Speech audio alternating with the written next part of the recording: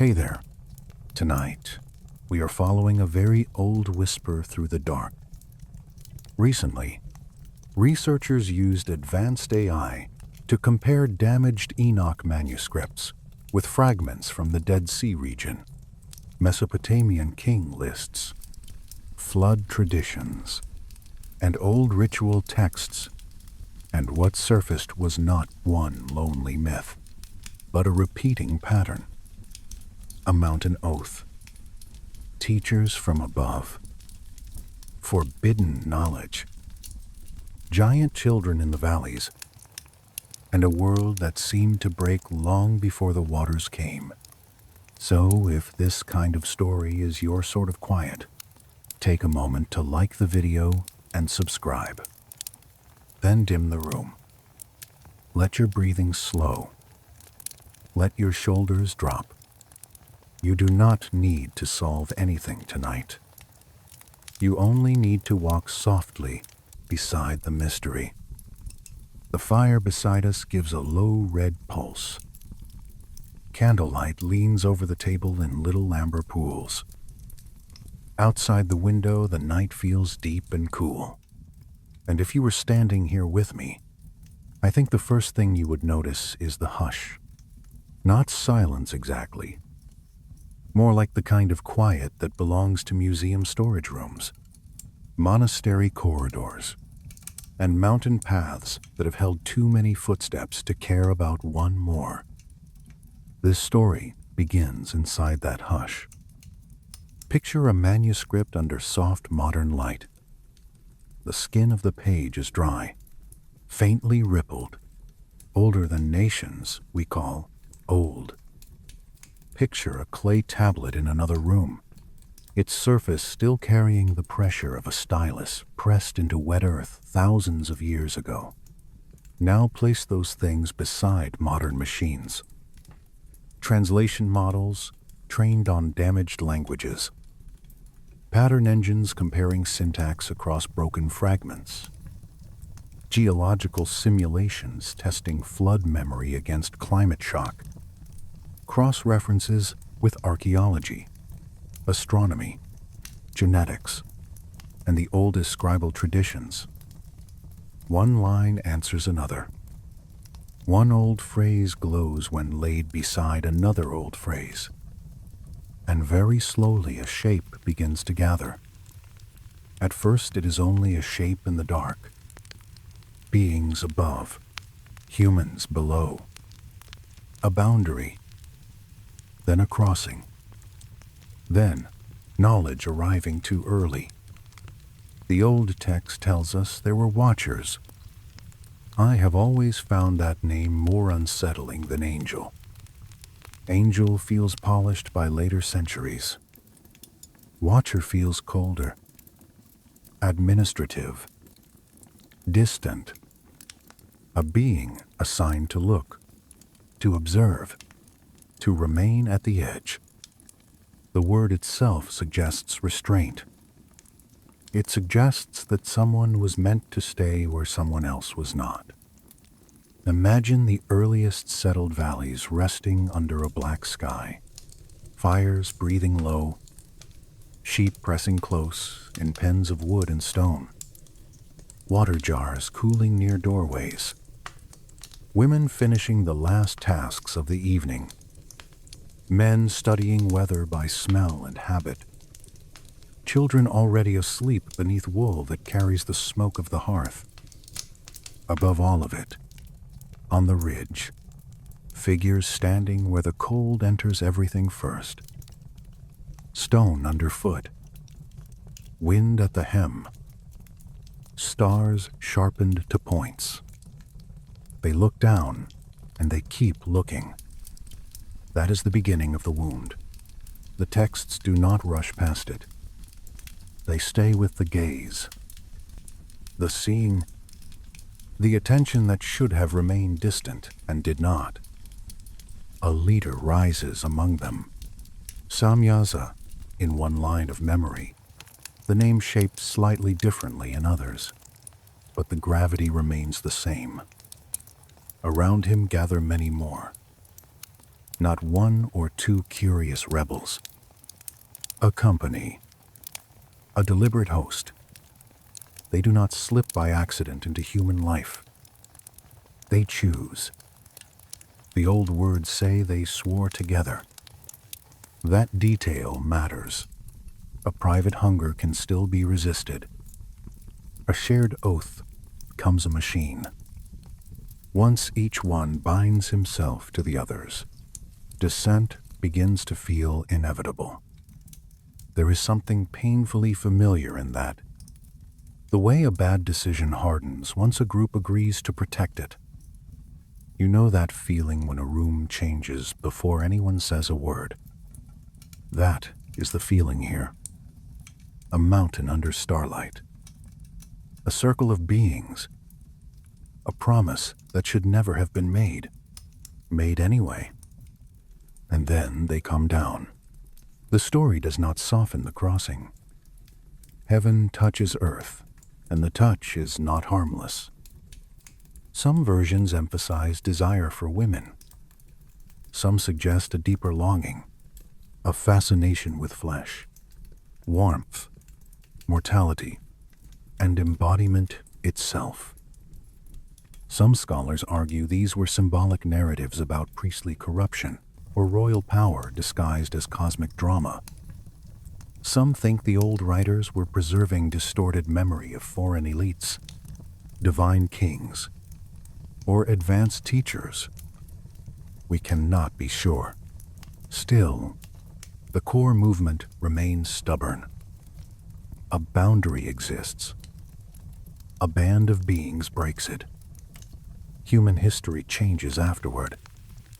The villages below do not know what is happening at first. Why would they? Dawn still comes. Bread still needs water. Ash still needs stirring to wake the morning fire. A child still cries for its mother before the sun reaches the door. But now the new lessons begin. Not all at once. Not with music from the sky. They come as demonstrations. One shows how to draw secret brightness out of rock. Another teaches the making of ornaments and eye paint, the strange art of altering appearance until beauty itself becomes craft. Another teaches the uses of roots, bitter plants, hidden mixtures. Another teaches signs in the heavens. Another, the turn of seasons and the deeper mathematics tucked behind them. When the newest AI systems clustered these teachings by meaning rather than by religious category, the pattern came back sharp enough to feel almost rude. Extraction, measurement, seduction, enchantment, prediction, force. It was less like a fairy tale and more like a curriculum. Let us stay for a while with the first forge, a hollow in the ground lined with clay, charcoal breathing orange, a hand holding tongs too tightly, another hand calmer, more certain, guiding the rhythm of heat. The smell is mineral and hot. Sparks rise in brief, bright swarms. Human faces lean closer. Wonder lives there first. It always does. A vein of metal is no longer only stone. Fire is no longer only warmth. The earth has an inner language, and someone has just shown humanity how to make it speak. Honestly, it is hard not to understand the seduction of that moment. The first bright edge, drawn from darkness. The first blade that keeps its shape. The first hook, awl, spear point, ornament, tools at first. Useful things, beautiful things. But a sharp thing does not care which story its maker tells about it. It will open grain sacks. It will trim leather. It will also open flesh. The old writings know this. They place technical instruction and moral collapse side by side, as if to say that the danger was never knowledge by itself, but knowledge arriving before wisdom had grown enough to cradle it. The same feeling gathers under the stars. Before advanced teaching, stars can be companions, seasonal signs, stories. After teaching, they become schedules, codes, a map above the map. You can picture the first lessons. A teacher tracing lines in dust by torchlight. Human listeners trying to match those lines to the hard, cold glitter overhead. The sky is no longer only beautiful. It becomes legible. And once it becomes legible, it becomes useful. Planting can be timed. Travel can be planned. Ritual can be ordered. Prediction can become prestige. The one who reads the sky well soon speaks with authority. I have always found it eerie that in the old lists, astronomy and enchantment sit so near one another. To us, they sound like enemies. To the ancient mind, they can both belong to hidden correspondence. A root changes the body. A star changes the season. A metal changes the edge of a blade. Everything touches everything else. Teach that worldview to a young civilization, and you do not simply improve life. You alter hunger itself. That is when the story begins to darken through scale. The manuscripts say unions followed between the Watchers and human women. Whether one reads that literally, symbolically, or as a damaged memory of mixed categories of power, the consequence is the same. Offspring, giants. The language grows heavy around them. These are not playful giants from folk humor. They are appetite made enormous, force made visible, bodies out of proportion with the world that must feed them. Ancient texts love dramatic size. Yes, they enlarge to warn. But there is a reason this image endured. Giant children born from forbidden descent feel like the physical embodiment of excess. Too much strength. Too much hunger. Too much influence. When modern comparison systems laid Enoch beside Mesopotamian, Levantine, and neighboring traditions, they found the same broad companionship appearing again and again.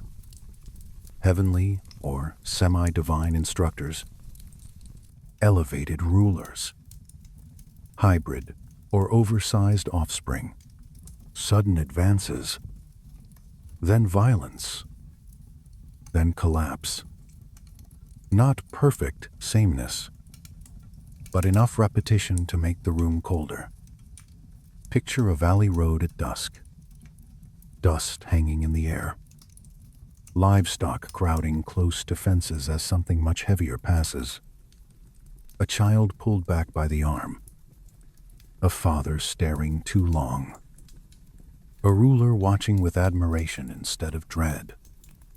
The first forged blades glint in low light. Jewelry catches flame. Painted faces turn toward whoever now holds the new authority.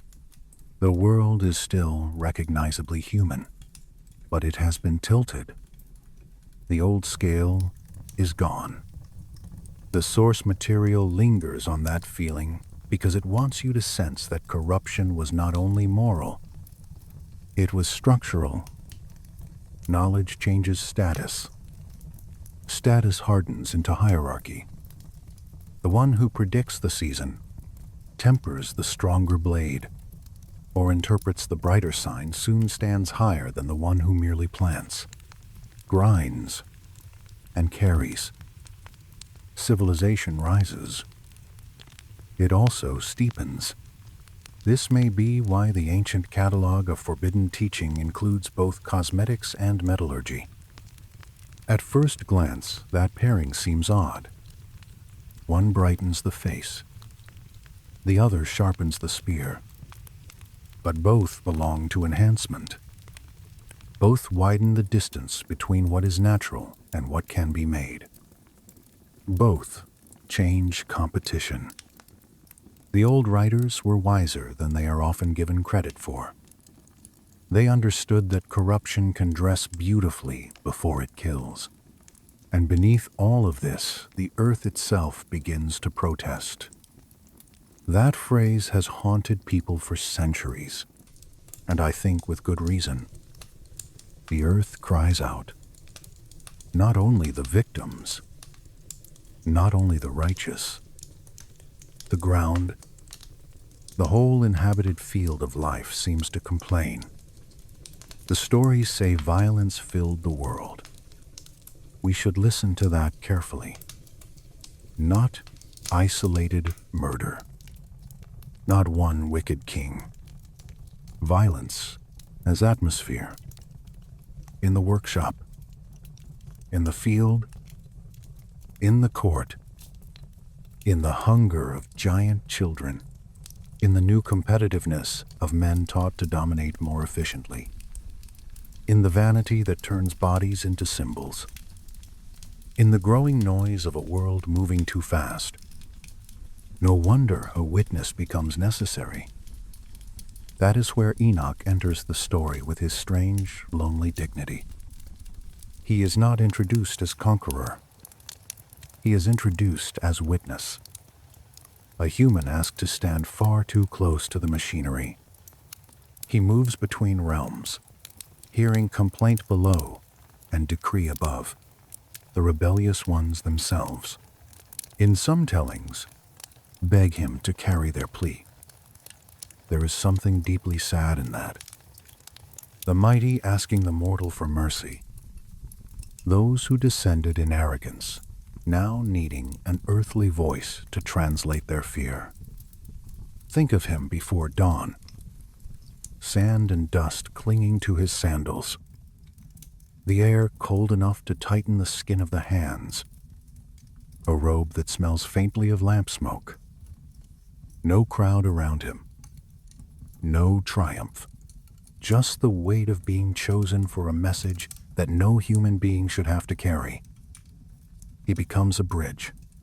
And bridges are beautiful right until too much weight tries to cross them at once. The story lets him see things ordinary life was never made to hold. The trembling of the watchers. The certainty of sentence. The sense that some ruptures are too deep for apology to mend.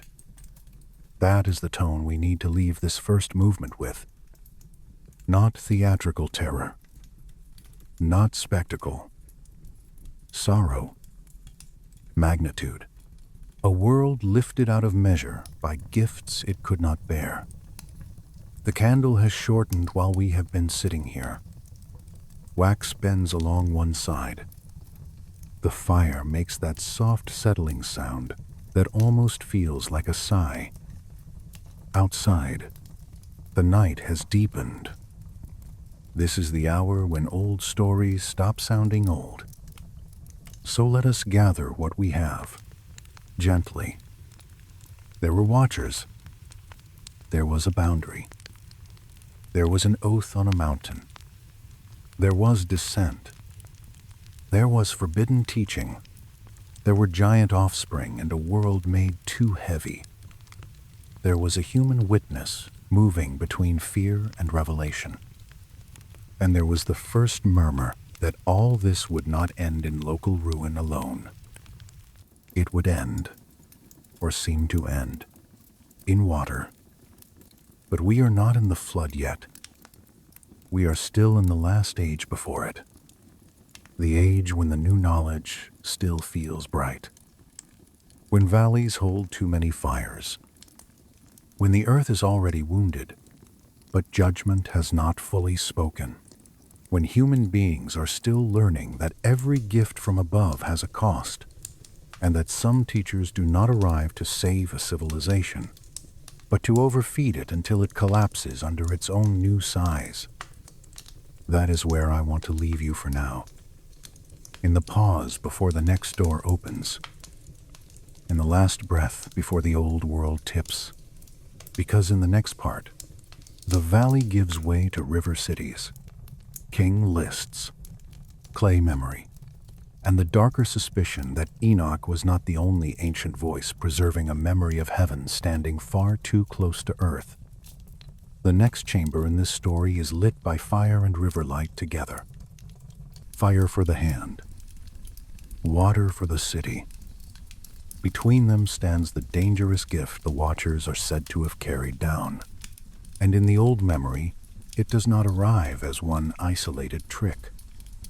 It arrives as a chain, one lesson tugging the next into the human world. Imagine a settlement before the acceleration. Read mats drying against a wall, clay jars cooling in shade, children running around a grain pit, a woman tasting water before pouring it into meal, men reading weather by smell and habit and the pressure of air on the side of the face. Life is difficult, brief, and vulnerable, but it still moves mostly at the pace of weather. Then instruction begins to harden into system. Someone learns how to measure. Someone learns how to cut more efficiently. Someone learns how to read a season before it arrives. Someone learns how to make the earth surrender what it hid. The world bends. The source story keeps insisting that the watchers did not only lust or rebel, they taught. That teaching is what makes the whole account feel less like isolated scandal and more like civilizational contamination. One being reveals the working of metal. Another reveals the secret use of roots and bitter plants.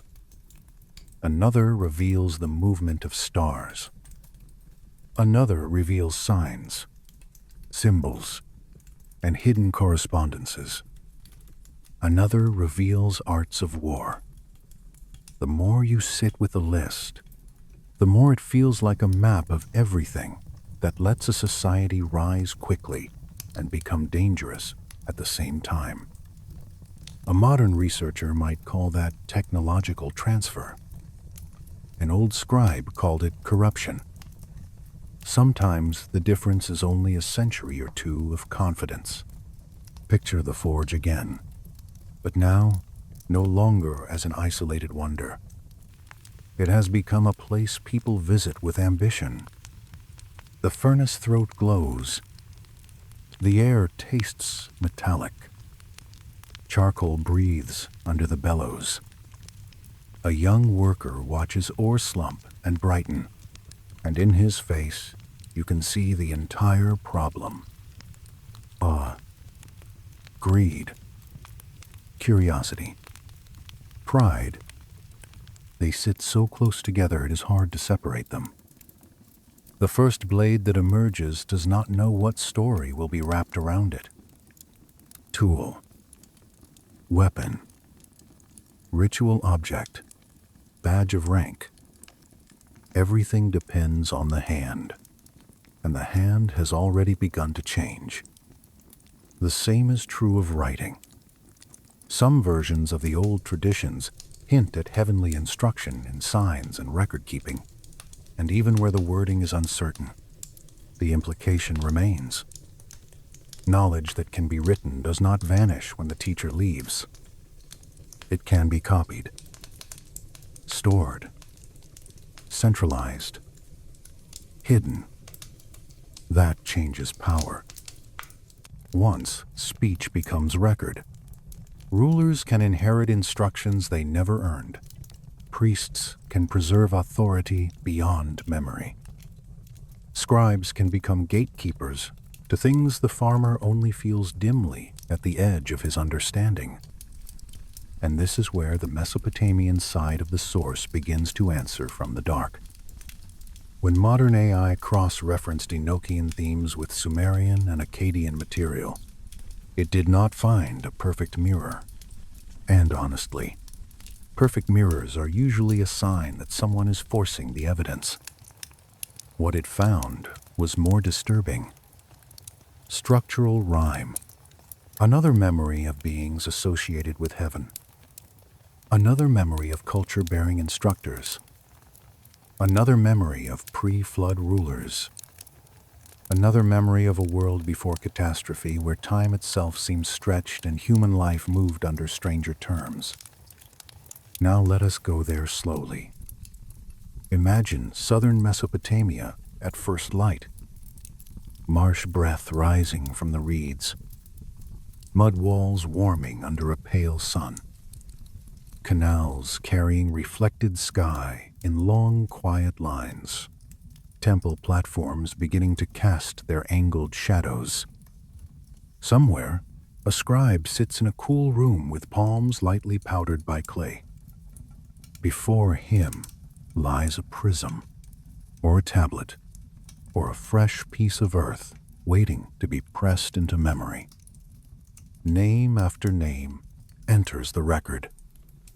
City after city. Reign after reign. The sequence feels ordinary at first, then impossible. 28,000 years. 36,000 years. 10 kings before the flood. 8 kings before the flood. Hundreds of thousands of years gathered into a prelude. And the remarkable thing is not merely the number, it is the tone. No laughter. No warning to the reader that this part is symbolic and should be taken politely. Just record. Calm, matter of fact, almost bureaucratic. The same scribal voice that could count sheep or grain can also calmly state that kingship descended from heaven and that early rulers held power across spans that mock ordinary human life. Some scholars argue the numbers are symbolic. Some think they encode astronomical cycles. Some think they compress entire dynasties into singular figures. We cannot be sure. But the source story you are building from leans into something older and colder. Before the flood, existence itself may have operated under different parameters. Longer reigns, greater permeability between divine and human, more direct contact between heaven and the earth, cities below. After catastrophe, everything shrinks. That shrinking matters. If you were standing here with me, I would probably pause and let that thought settle for a moment, because it is one of the quiet engines beneath the entire story. Ancient memory does not only say the old world was destroyed, it says the old world was bigger, longer, stranger, more exposed to forces later ages could only remember in fragments. The flood does not just erase, it reduces. The Sumerian material gives us another class of figures too, the Epkalu, ancient sage tied to instruction, culture, and origins of civil order. They do not map neatly onto the watchers. No, but they move nearby in conceptual space. Wise beings, culture-bearing intermediaries, instructors who stand near the first cities and give humanity a push it could not have managed alone. The modern systems caught that cluster immediately. In tradition after tradition, the earliest phase of civilization often begins not with gradual human trial, but with teaching delivered from above, beyond, or before. That should make us uncomfortable in a useful way, because once you notice it, you start seeing the same skeleton everywhere. A primitive or half-formed humanity. Non-ordinary instructors, sudden leaps in astronomy, engineering, metallurgy, architecture, or sacred law, oversized rulers or semi-divine bloodlines, then moral rot, then catastrophe, then survivors carrying fragments into the next world. It is almost too neat, which is exactly why it keeps people awake. The source material, especially when braided through the AI discovery angle, wants us to feel that the old world was not destroyed merely because it was wicked in a broad sermon sense. It was destabilized because knowledge, appetite, and hierarchy fused too tightly. When the heavens become readable, kings start behaving as if the sky itself signed their authority. When metallurgy matures, war grows teeth. When hidden arts spread, beauty becomes performance, and rank becomes theater. When specialist knowledge concentrates, ordinary human life becomes easier in some ways and more controlled in others. That pattern would be bleak enough without the giants. But the giants remain in the room. Ancient writers return to them because the image solves several problems at once. It gives body to excess. It marks the offspring of broken categories. It warns that some unions, some mixtures of realm and realm, produce beings the human world was never designed to feed. Whether they were imagined as literal colossal figures, dynastic overlords, memory of abnormal rulers, or some blend of all three across centuries of retelling, their symbolic function is clear. They make the earth groan. Picture grain being carried to store rooms that never seem full enough. Picture cattle bones showing too sharply under skin. Picture whole districts organized around serving appetites that no field can satisfy. The old text says the earth cried out. I cannot quite get over that phrase. It is so intimate. The ground itself grows tired of what it is being asked to support. And then there is another quiet horror. The ordinary people living through this age probably did not recognize it as apocalypse. They likely called it advancement, necessary change, improved rule, better tools, stronger cities, sharper boundaries. That is one reason these stories linger so effectively. They understand that collapse often begins wearing the costume of improvement. A city gets more efficient. A ruler gets more powerful. A weapon gets more elegant. A calendar gets more precise. A hierarchy gets more stable. A ritual grows more elaborate. The machine hums better and better, right until the day it begins to consume the field that feeds it. No wonder a witness like Enoch is necessary in one tradition, and no wonder scribes become so important in another. Once the world has accelerated, someone must preserve the memory of how it happened. When the modern systems compared flood preludes across traditions, another pattern sharpened.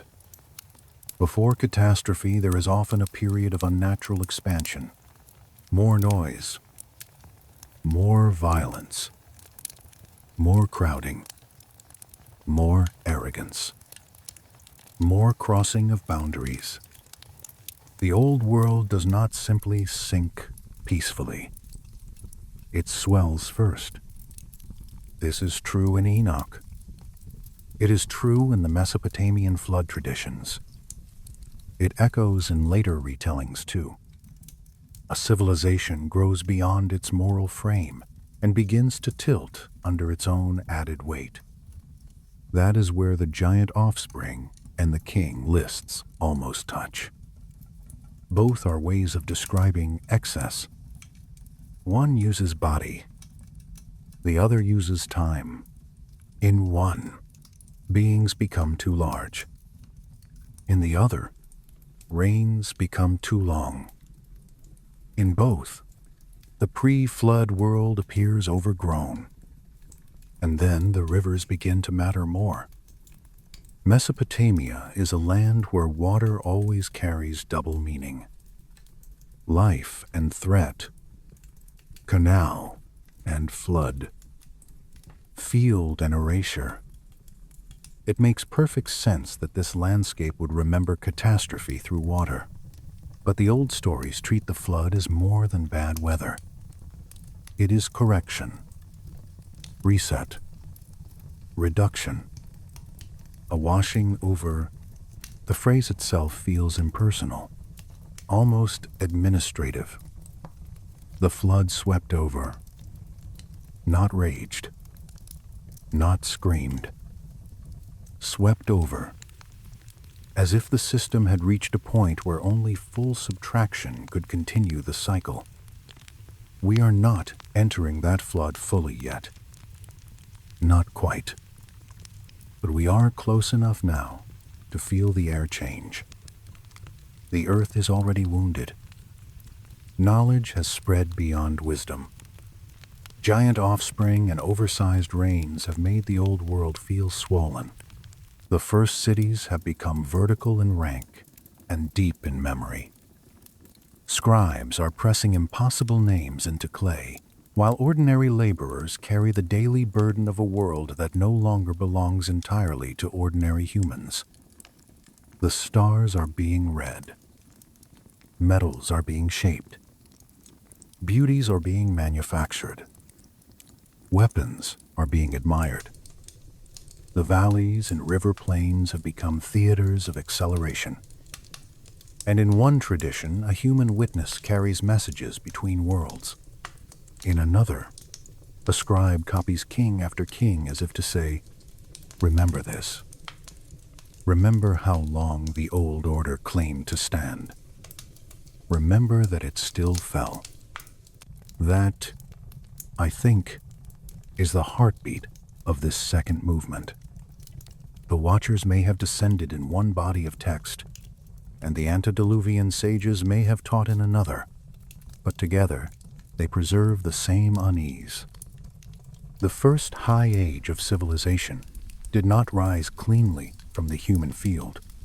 It was touched by something above it, instructed by something outside it, and enlarged into instability. That is why the records feel so dense. They are not only telling us what happened, they are trying to explain why the world before the flood already sounded tired. The fire has burned lower while we have been walking these river cities together. The room is warmer now. The candle has bent slightly toward the table. Outside the window, the dark looks almost soft. That softness is deceptive.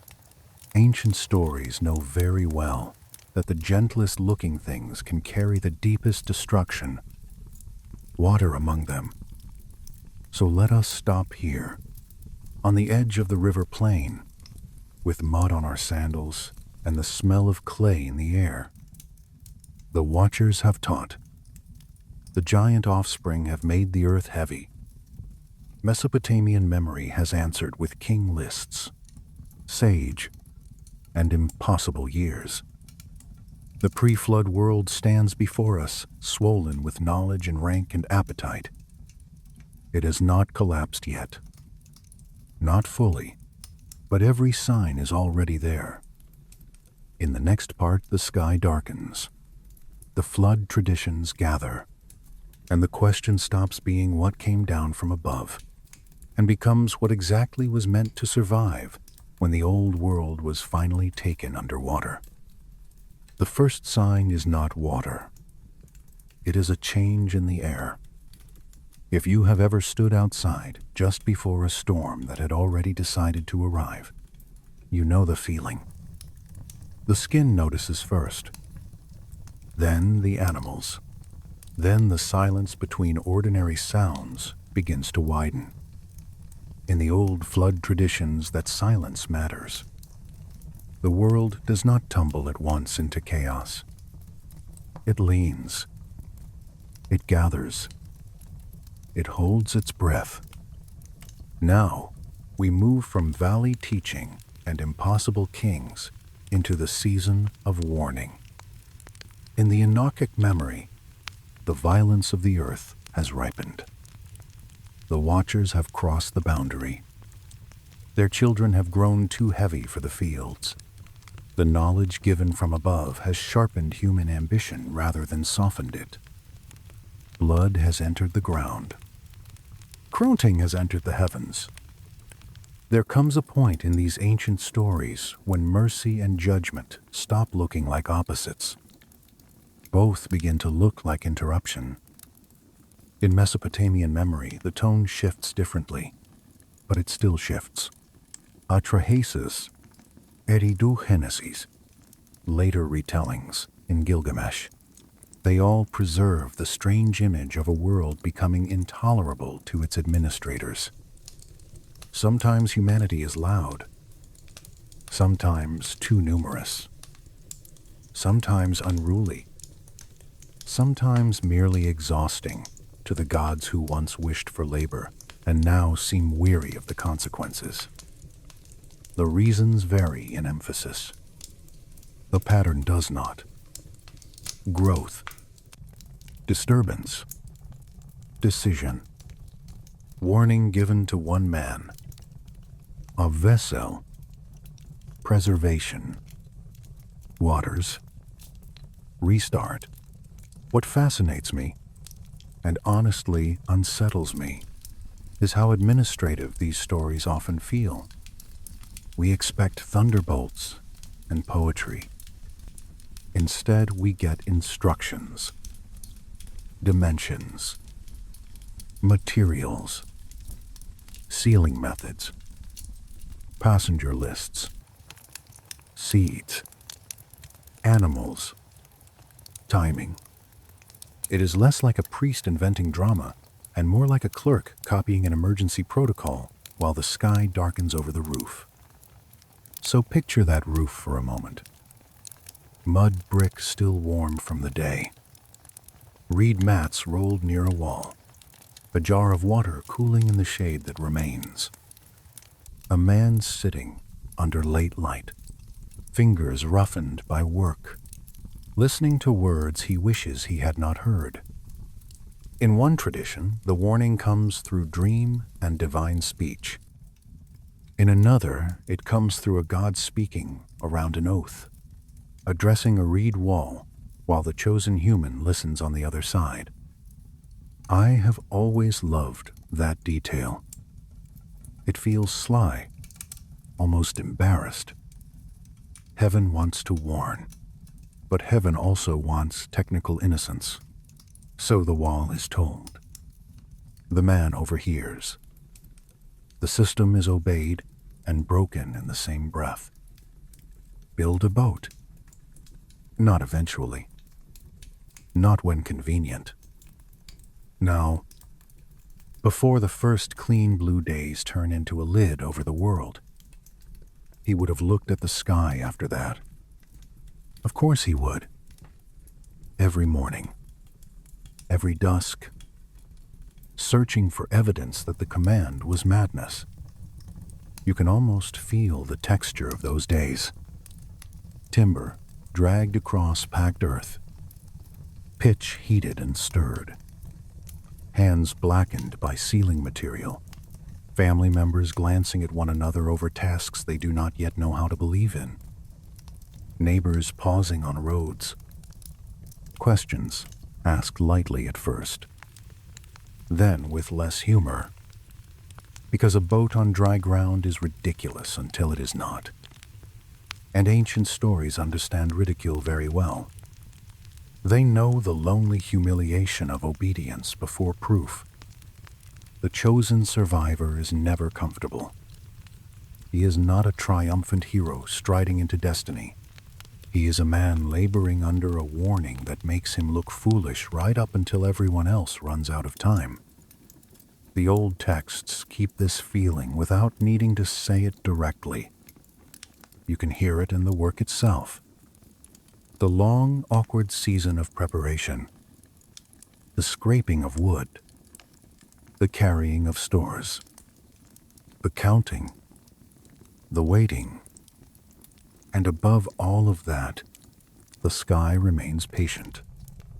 Modern readers often imagine the flood as one event, one singular day of terror. The old record suggests something slower and more dreadful. There is a before, a long before, a period when the world is still visibly normal enough to tempt disbelief. That is the true pressure chamber of the story. Not the rain itself, but the interval in which warning has been given, and ordinary life keeps pretending it can continue unchanged. Fields still need tending. Bread still needs grinding. Children still wake hungry. Market talk still drifts between houses.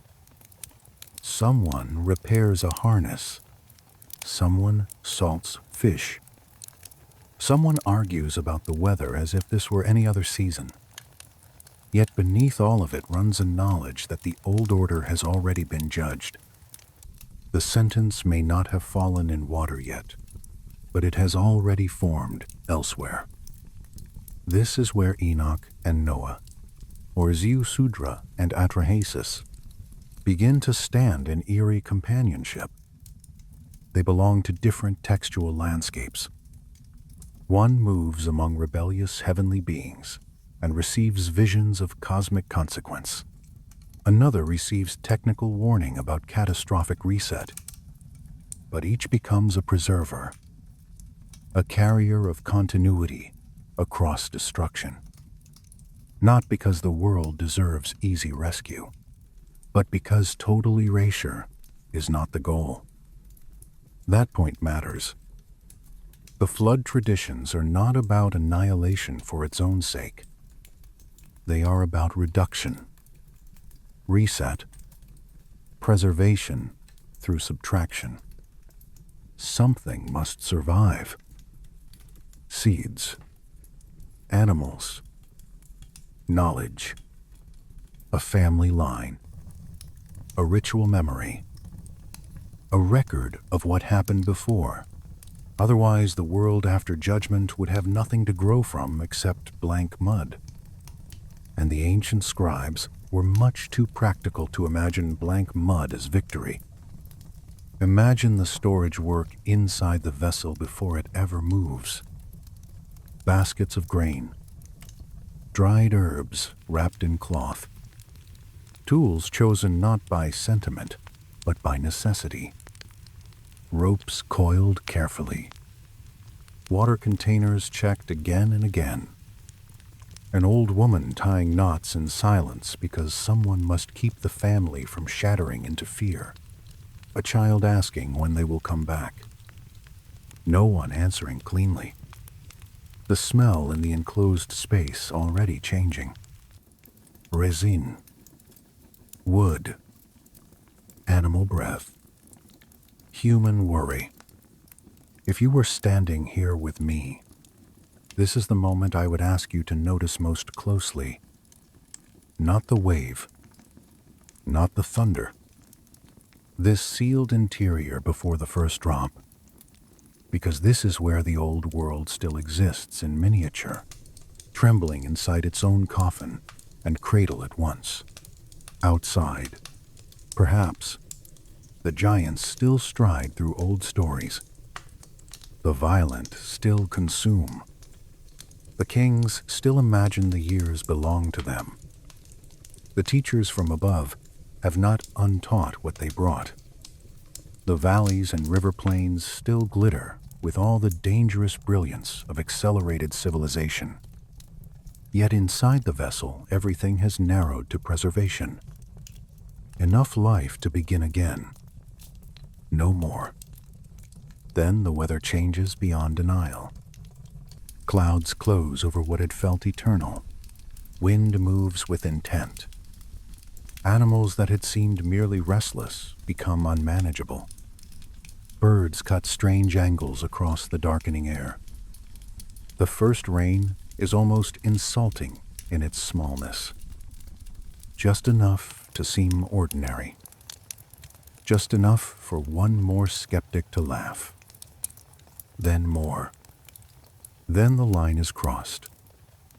The flood stories preserve that crossing with terrifying calm. 7 days and 7 nights in some versions.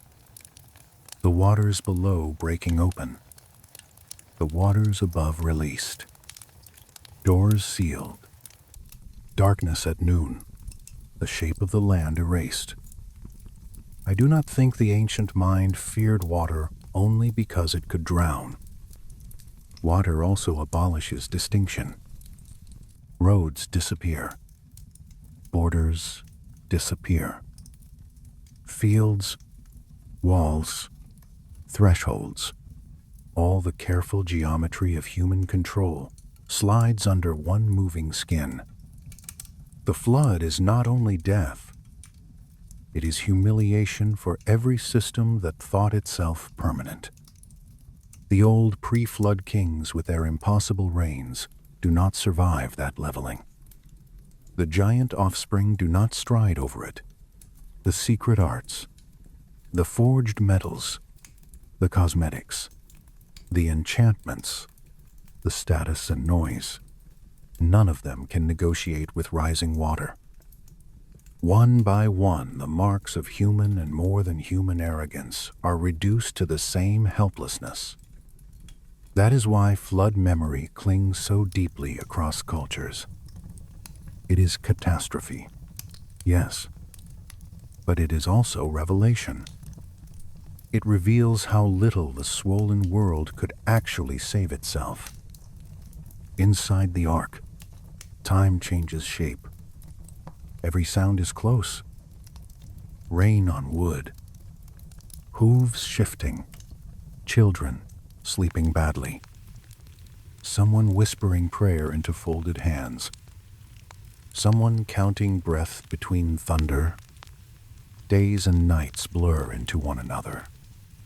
The air thickens with animal heat and human endurance. Light enters only in mean little portions. The body forgets distance. Everything smells alive and afraid. A modern person would call it intolerable. Ancient survivors called it the price of continuance. And yet the texts keep one strange softness. After destruction, there is still release. Birds are sent out. Waters recede. The vessel rests. A hatch opens.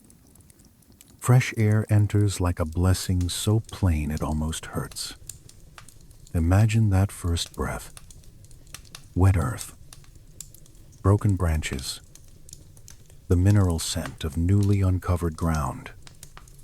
Silence where entire worlds had once argued, traded, ruled, and bled. This is not triumph. It is a small, stunned beginning. Then comes another of those haunting administrative gestures. Offering. Sacrifice. Gratitude expressed in smoke rising from ground that has only just re-emerged. In the Mesopotamian traditions, the gods gather at the scent. Hungry. Drawn. Regretful or divided depending on the telling.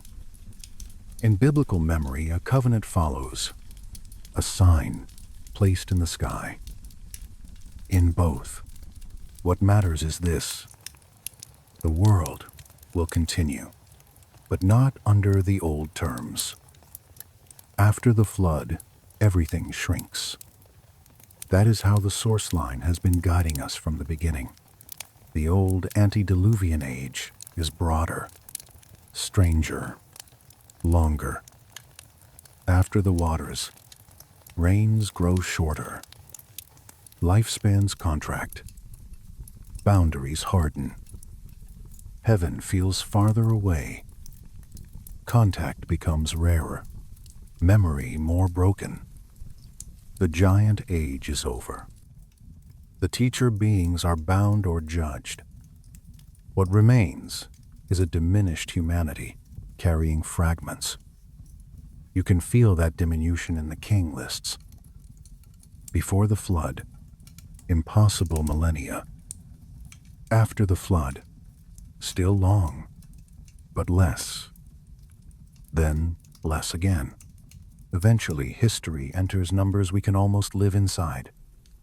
5 years. 8 years. 23. Human lengths. Human scales. The old world has been reduced to something survivable, but also something poorer. This may be the saddest truth buried in the flood myths. Survival is not restoration. The world after judgment is not the world before, cleaned. It is a smaller version. Safer, perhaps. More bounded. Also lonelier. The great permeability between divine and human has been sealed over. Knowledge remains, but in fragments. Memory remains, but damaged. Civilization returns, but with shortening measures. No wonder scribes became guardians of clay. They were tending the last warm coals of a world too large to preserve whole. The fire beside us has gone quieter now. It makes a faint, inward sound, wood settling deeper into itself.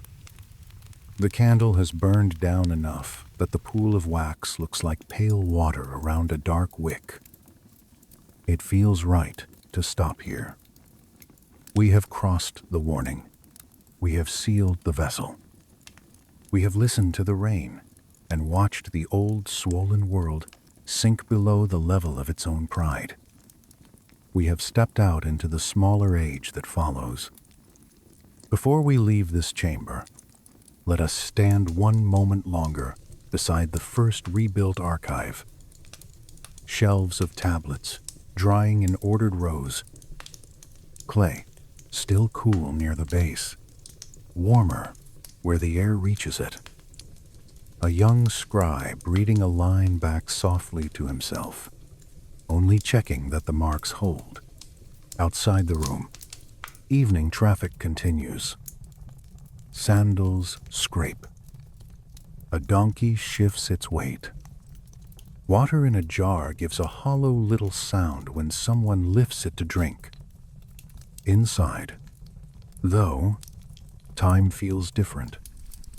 Here, the post-flood world is trying to make itself harder to erase than the one before it. That effort is almost unbearably human. We fail. We preserve anyway. That is why the flood does not end the story. It clarifies it. It tells later ages that reduction is possible, that heaven can answer history with subtraction, and that every civilization born afterward must live with both the loss and the warning. The rain stops. The mud dries. Brick by brick, the world regains confidence. But under every restored wall lies the soaked silence of what was taken away. And in the careful pressure of every stylus, there is a small act of resistance against forgetting that silence ever existed at all. In the next part, we enter that smaller age properly. The flood has passed. The giants are memory. The old watchers are bound in darkness. But the knowledge did not vanish entirely, and neither did the human hunger that answered it. What comes after the waters is not innocence. It is reduced civilization, haunted by fragments, building towers, preserving tablets, and slowly forgetting what the old world really cost. After the flood, the world feels lighter and poorer at the same time. I do not mean morally lighter, not healed, not made innocent by having suffered. I mean lighter the way a room feels, lighter after everything valuable has been carried out of it and only the necessary furniture remains. Space has opened. Risk has narrowed. So has splendor. The ancient stories know that survival often comes paired with diminishment. What returns from catastrophe is not fullness. It is enough. So imagine the first rebuilt settlement. Mud under fingernails again. Reed bundles carried to new walls. Clay mixed by feet and hand. A child born into the post-flood world without any memory of what the older world had been, except what tired adults choose to say near the fire. A man setting the first brick of a low storeroom, pausing to look at the horizon as if water might still be there. A woman sorting seed with a care that almost feels like prayer. This is humanity after reset. Smaller, stricter, still ambitious. The source tradition now starts to braid together some of the most haunting ideas in ancient memory. The watchers are judged or bound. The giant offspring are gone. The flood has reduced the scale of life. Yet the mechanisms of culture do not disappear. Kingship descends again. Cities rise again. Knowledge returns in partial forms. And because humans are still human, the old appetite returns with it. This is why the post-flood king lists matter so much. At first, the reigns remain strange. A king may still hold power for lengths far beyond what later history finds plausible. But the direction is unmistakable. Numbers contract. Generations tighten. The old impossible age recedes. By the time we reach rulers anchored by archaeology, reigns belong to human memory again. Decades, not millennia. Some scholars say this is simply the old scribes walking from myth toward record. That may be partly true, but the darker reading the source invites is more intimate. Reality itself has been narrowed. The post-flood world is governed by limits that did not once bind the same way. Life is shorter. Access is reduced. Human beings are more fully trapped inside the human scale. There is a sad mercy in that. Think of the old world again and all that came with its enlargement. Heavenly instructors, giant children, violent abundance, technologies and arts arriving ahead of wisdom. If post-flood humanity has been fenced more tightly into mortality, perhaps the fence is also protection. We lose reach. We also lose some of the catastrophes that reach made possible. The ancient texts never say that cleanly, but I think they let us feel it. Still, narrowing does not cure longing. Very quickly, the post-flood peoples begin building upward again, socially and physically. Cities grow. Dynasties root themselves. Priests measure the heavens. Scribes preserve names on clay. The river valleys fill with labor. The old appetite for height, order, and contact with something above does not die in water. It merely loses some of its former power and becomes more human in expression. That is where the memory of Babel enters with such eerie force. A city on the plain. Bricks baked and stacked. Bitumen sealing courses together. A people saying, "Let us make a name. Let us build upward. Let us gather ourselves against dispersal." However one reads that famous story, Politically, theologically, historically, it belongs perfectly in the post-flood mood. Catastrophe has reduced the world. Humanity answers not by embracing smallness, but by rebuilding its vertical dreams. I have always found it strangely moving. We are never more recognizably human than when we survive disaster and immediately begin planning a tower. Picture the sight in late afternoon. Kilns breathing heat. Workers carrying baskets of clay. Supervisors marking lines in dust. The smell of tar and sun-struck brick. Language at first flowing smoothly across the project. Orders clear. Bodies moving in rhythm. The entire plane transformed into one act of collective intention. This is not giant blood or watcher descent. It is fully human ambition now, and perhaps that is why it is in some ways more unsettling.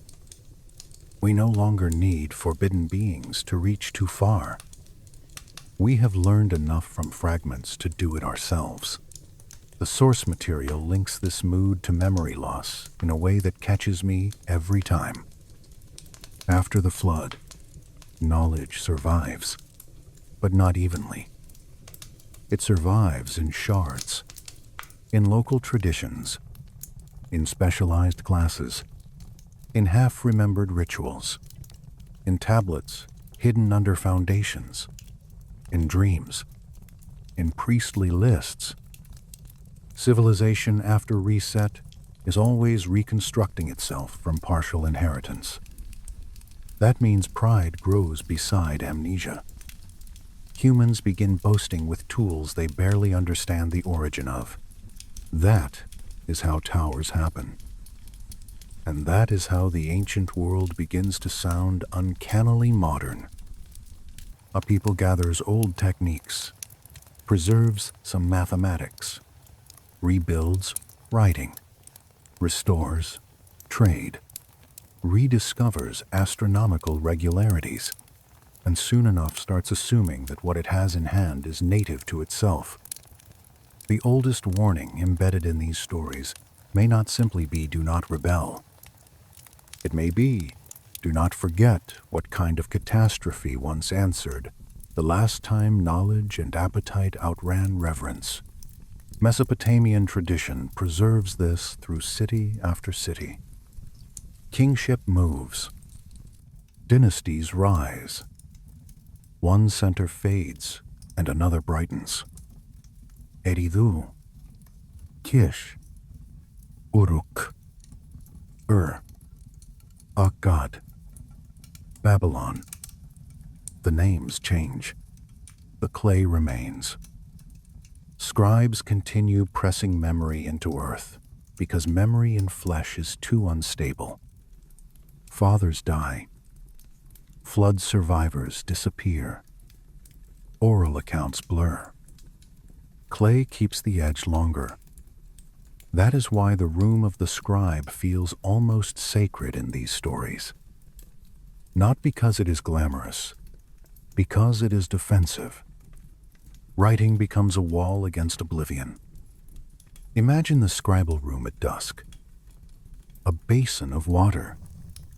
Reed styluses laid out on a board. A lamp just lit. The smell of warm clay and oil.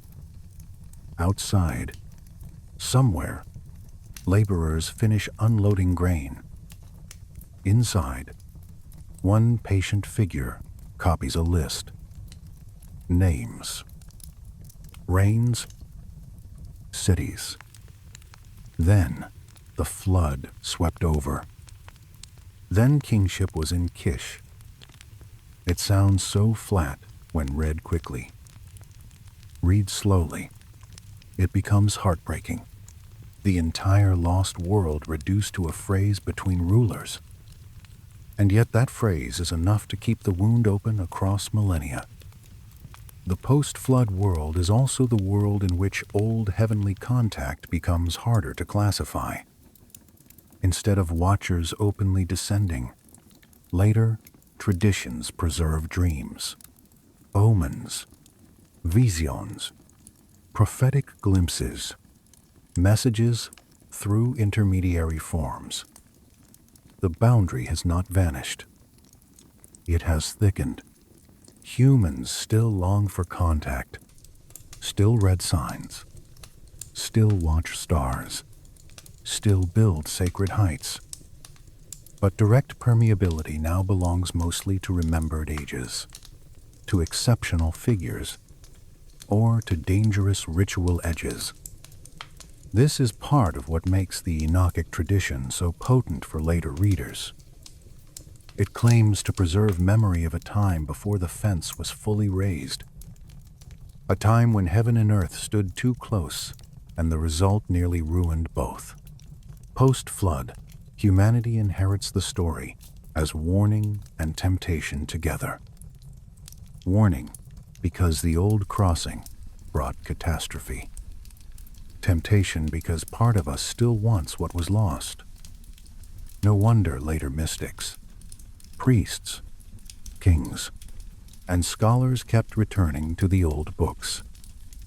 If you were sitting beside me by the fire now, I think this is the point where we would naturally grow quieter. Because the story is no longer only about ancient giants and antediluvian storms. It has become a story about fragments, about what it means to inherit dangerous knowledge in incomplete form, about how memory decays, but hunger does not. Look again at the rebuilt cities. The roads are narrower than memory would have made them. The rulers are shorter-lived than the old lists. The temple heights still rise, but they do not pierce the same world the mountain oath once did. Children are born into an age that already feels post-scripted, though they do not know it. They work, they marry, they trade. They hear flood stories from grandparents who heard them from theirs. The ancient catastrophe becomes tradition, then proverb, then ritual background, then maybe a thing one speaks of with half-belief while still building higher walls against the river. This is how forgetting really works. Not by vanishing, by becoming ordinary. A flood becomes a phrase. A fallen world becomes a genealogy. Bound watchers become strange names in old books. Giants become rumors beneath ruined hills. The old arts survive in transformed versions. Metalworking becomes normal. Astronomical observation becomes priestly expertise. Beautycraft becomes custom. Writing becomes administration. What once arrived as dangerous revelation becomes infrastructure. That transformation may be the darkest thing in the entire story. Because once forbidden knowledge becomes ordinary utility, its origin stops alarming anyone. People inherit powers without inheriting the fear that should have accompanied them. They build systems on top of systems. They trust them. They decorate them. They legislate them. They forget that some of the greatest disasters in myth begin not with evil intentions, but with normalized inheritance no one examines closely enough. This is why the source keeps returning to motifs of clay, shrinking numbers, and deep time. Clay remembers. Numbers contract. Time carries the evidence patiently. Human beings, meanwhile, forget with breathtaking efficiency. We inherit fragments, mistake them for mastery, and start climbing again. The tower on the plain is one version of that climb. So is every dynasty that imagines it has solved what the flood was meant to correct. So is every ruler who believes the shortened span granted to him is enough to justify arrogance. Post-flood civilization is not innocent civilization. It is civilization after warning, which may in some ways be a more dangerous thing altogether. There is also something tender in it. I do not want to lose that. Even in these dark histories, the ordinary people remain ordinary. They are not building towers because they all dream of blasphemy. Most are carrying bricks because carrying bricks is what the day requires. Most are preserving grain, soothing children, mending sandals, copying tablets, reading the river. The true tragedy of collapsed worlds is that ordinary tenderness continues inside structures that may still be leaning toward judgment. A mother still smooths a blanket. A father still teaches a child the names of stars. A potter still worries over a firing. These motions matter. They always matter. Ancient judgment stories become monstrous only when we forget the small lives carried inside them. That is another reason I think these stories survived. They let later generations imagine their ancestors not only as sinners or fools, but as people living inside systems larger and older than they fully understood. That is a mercy, maybe even a truth. The lamp beside our candle is almost out now. The room has grown softer at the edges. The fire gives that deep orange pulse again, like a living thing half asleep. We have crossed from flood into the diminished age. We have watched kingship descend again. We have seen memory pressed into clay and ambition reach upward in rebuilt cities. We have noticed how fragments harden into normal life, and how the hunger to rise never really drowns. In the next part, we move even deeper into the machinery of memory. We begin following the underworld paths, the descent patterns, the old idea that civilization does not only reset outwardly through flood, but inwardly through death, gates, darkness, and return. Because once the world after the flood starts rebuilding, another suspicion begins to flicker through the ancient texts. Perhaps catastrophe does not only happen to civilizations. Perhaps it is woven into the soul itself, again and again, in cycles no water can wash away. Now the story turns inward. The flood reset the world above ground. But ancient memory does not stop at drowned cities and shortened kings.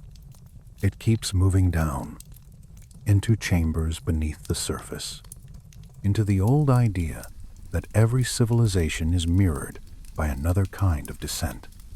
Quieter, more intimate, and much harder to escape. If the earth can be washed, perhaps the self can be stripped. If a city can fall and rise again, perhaps a soul can do the same. This is where the underworld traditions begin to feel less like legend and more like architecture. The old Mesopotamian texts do not treat the realm of the dead as a vague cloud of sorrow. They describe it with gates, officials, judges, records, rules. That detail is what gives the whole thing its chill. Chaos would almost be easier to bear. But an administered afterlife, a place with procedure, with sequence, with expected loss at every threshold, that is much harder to shake off once you have imagined it properly. Picture the approach. A long stone road under a sky without weather. Dust that does not quite rise underfoot. No birds. No market calls. No river shimmer. Only a flat hush.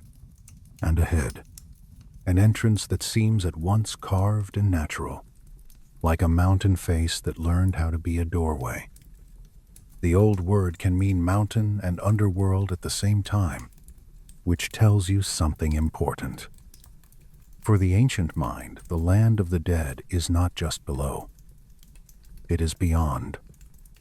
It belongs to edge geography, to the place where the world folds into a deeper version of itself. At the first gate stands a keeper, not a monster, not a dragon, not some screaming nightmare from later imagination. A functionary, a figure who asks your name, your authority, your reason for entry. I think that is one of the most unnerving details in all this material. The dead do not first meet wild darkness. They meet administration. Even at the threshold, someone is there to verify, restrict, process. In the story of Inanna, the descent unfolds gate by gate, and at each one something is removed. A crown, a necklace, a breastplate, a ring, a measuring rod, a garment, a finale robe. Different translators smooth the list in different ways, but the pattern never changes. Descent means subtraction. You do not carry yourself downward whole. You go by becoming less visibly yourself. And because the text repeats this rhythm so carefully, the feeling changes from narrative to mechanism. She arrives adorned. She leaves, each gate altered. She protests. The answer comes back steady every time. Be silent. The laws of the underworld are perfect. They are not to be questioned. That line is so cold it almost glitters. Not because it is shouted, because it is not. It is spoken the way one explains weather, or taxes, or gravity. This is simply how passage works here. If you were standing beside me in this candlelit room, I would probably lower my voice at this point, because the more you dwell on those gates, the more familiar they begin to seem. Not literally, perhaps, not as visible doors in a cliff face, but as stages, as losses, as the slow reduction every life undergoes. Status goes first, then ornament, then strength, then the instruments by which one measures and commands, then cloth itself, then even the confidence that one entered at all. It is a death text, yes, but it also feels like a life text read backward. The old sources are deeply interested in what remains once identity has been peeled down to almost nothing. Inanna reaches the innermost place, not majestic, but bare. That is when judgment falls. Not earlier. Not at the first gate. Not while she still carries insignia. Judgment waits for reduction. Only when all protective surfaces are gone does the underworld show its hand. Then comes the hook. The image is mercilessly physical in the old line. A body hung up like meat, motionless in darkness, left there for 3 days and 3 nights. There are few scenes in ancient literature more stark than that one, and yet even here, the telling is oddly controlled. The text counts. It marks duration. It does not thrash around in emotion. 1 day, 1 night, then another, then another. Precision keeps the horror colder. That counting matters. I know many readers want to make the 3 days symbolic, and perhaps they are symbolic too. But the ancient scribes loved exactness when exactness mattered. They counted reigns, Offerings, measurements, celestial cycles, and ritual repetitions. When they count the days in the underworld so carefully, it feels less like poetic flourish and more like procedural necessity, as if death itself has timing requirements. The body on the hook remains there while action begins elsewhere. That is another thing these stories understand beautifully. Catastrophe is never single location. One being hangs in darkness, while above, a servant waits, grows afraid, seeks help, receives refusals, keeps moving. The upper world does not freeze. It petitions. It negotiates. It searches for exceptions within a system that seems determined to allow none. And then Enki enters the tale with one of the strangest acts in ancient myth, from the dirt beneath his nails, or from some tiny residue of life still clinging to his person. He creates beings who can slip past the laws that trap everyone else. They are neither fully this nor fully that. Hard to classify. Hard to stop. They carry food of life and water of life, and they descend not by force, but by sympathy. That detail may be the tenderest in the entire underworld cycle. The route to reversal begins with attending to the grief of the queen below. Not attacking, not triumphing, not announcing superior light, simply echoing pain until the gate of mercy opens a crack. It is almost embarrassingly human, that image of rescue by careful listening. They groan when she groans. They answer sorrow with corresponding sorrow. They win the corpse as a gift, then begin the act of restoration. Not once, not instantly, repeatedly, again and again. The old text specifies a number that later readers still argue over, but the mood is clear regardless of the exact translation. Resurrection requires application, patience, sequence. Even life returned is administered. Then Inanna rises. But here is where the story refuses to become simple comfort. Return is possible. Yes. Exit is not free. The underworld does not relinquish without balance. A substitute must be given. Someone else must occupy the emptied place.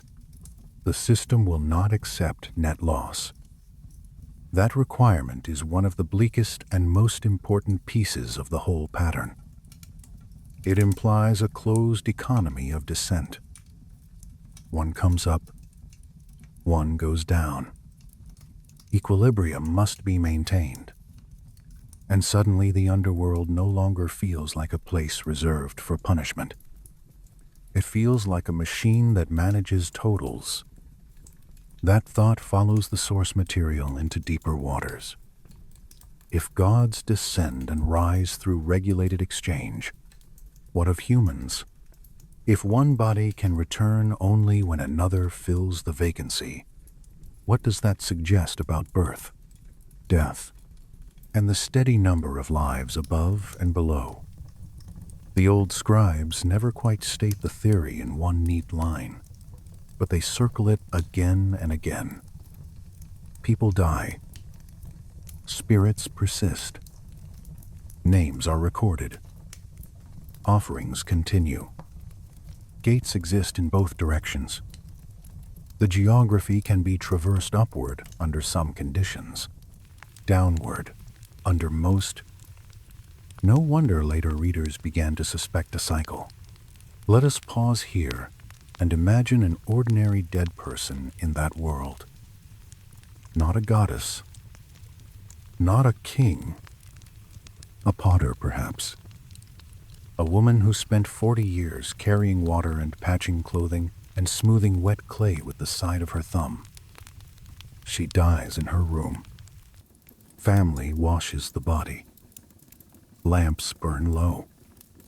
A name is spoken over and over, not only from grief, but from necessity. Grave goods are placed nearby, perhaps simple things, perhaps a seal, perhaps beads, perhaps a tool, perhaps bread. The body is laid down.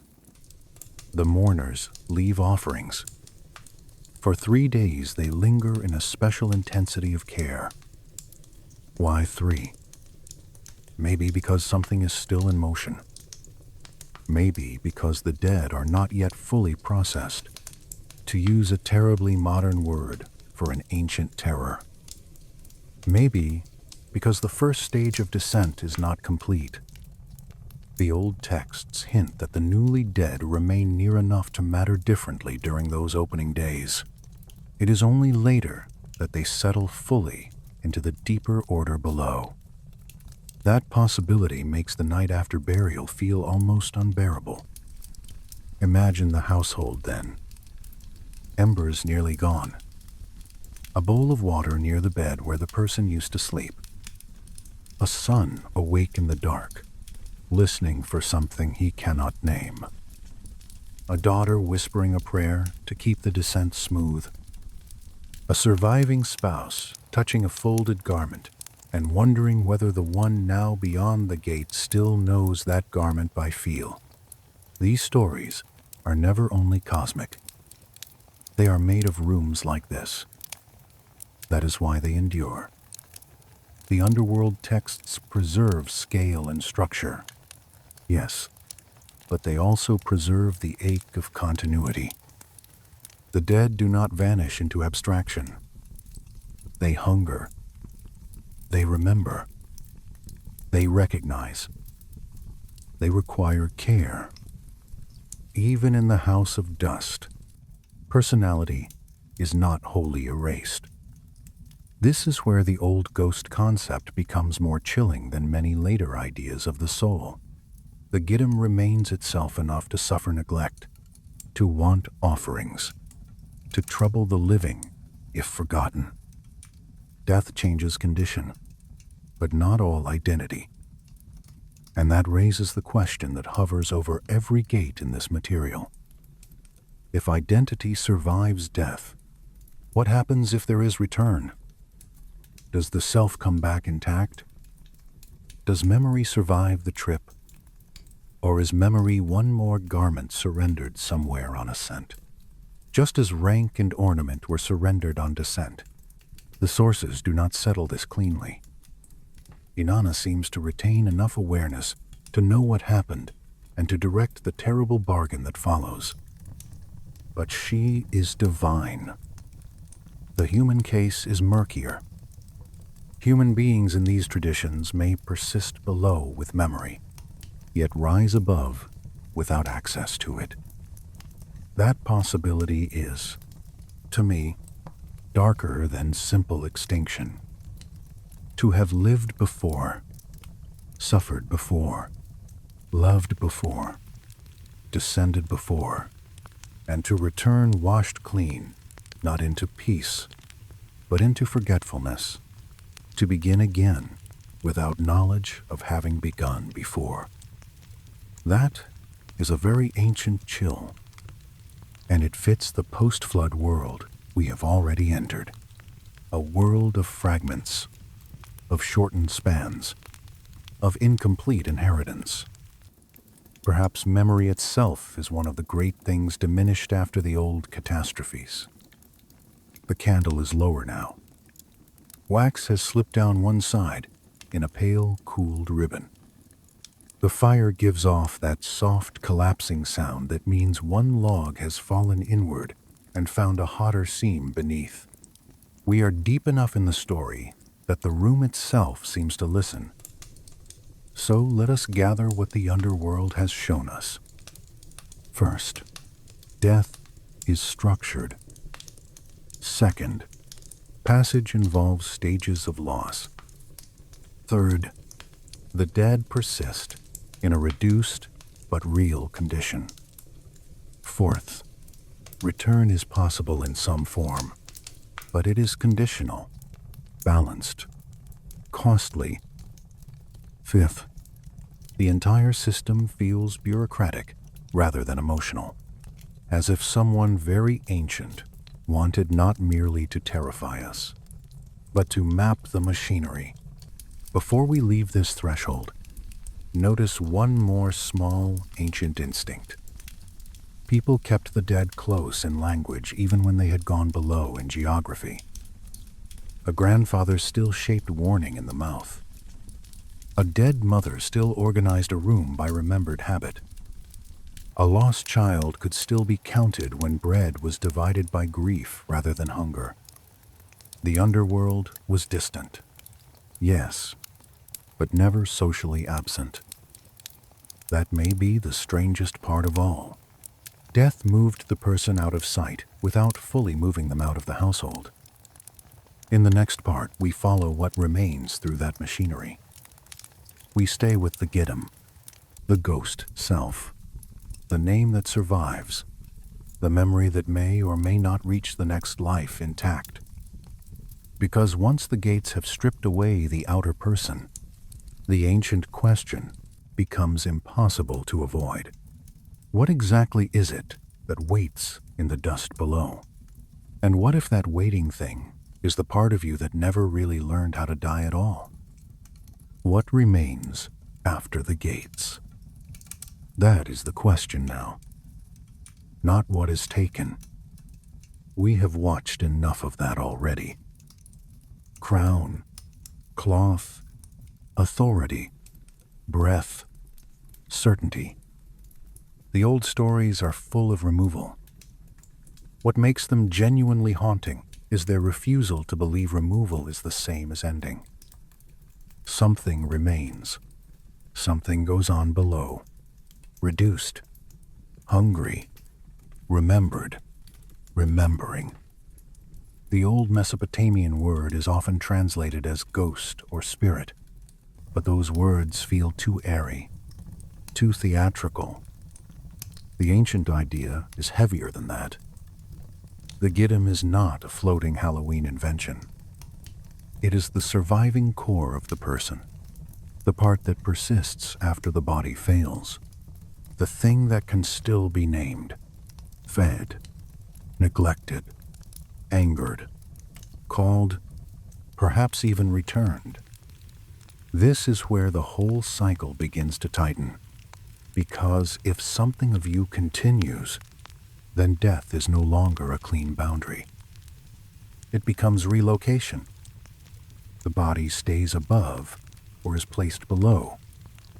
The essential person passes into another administrative district of existence.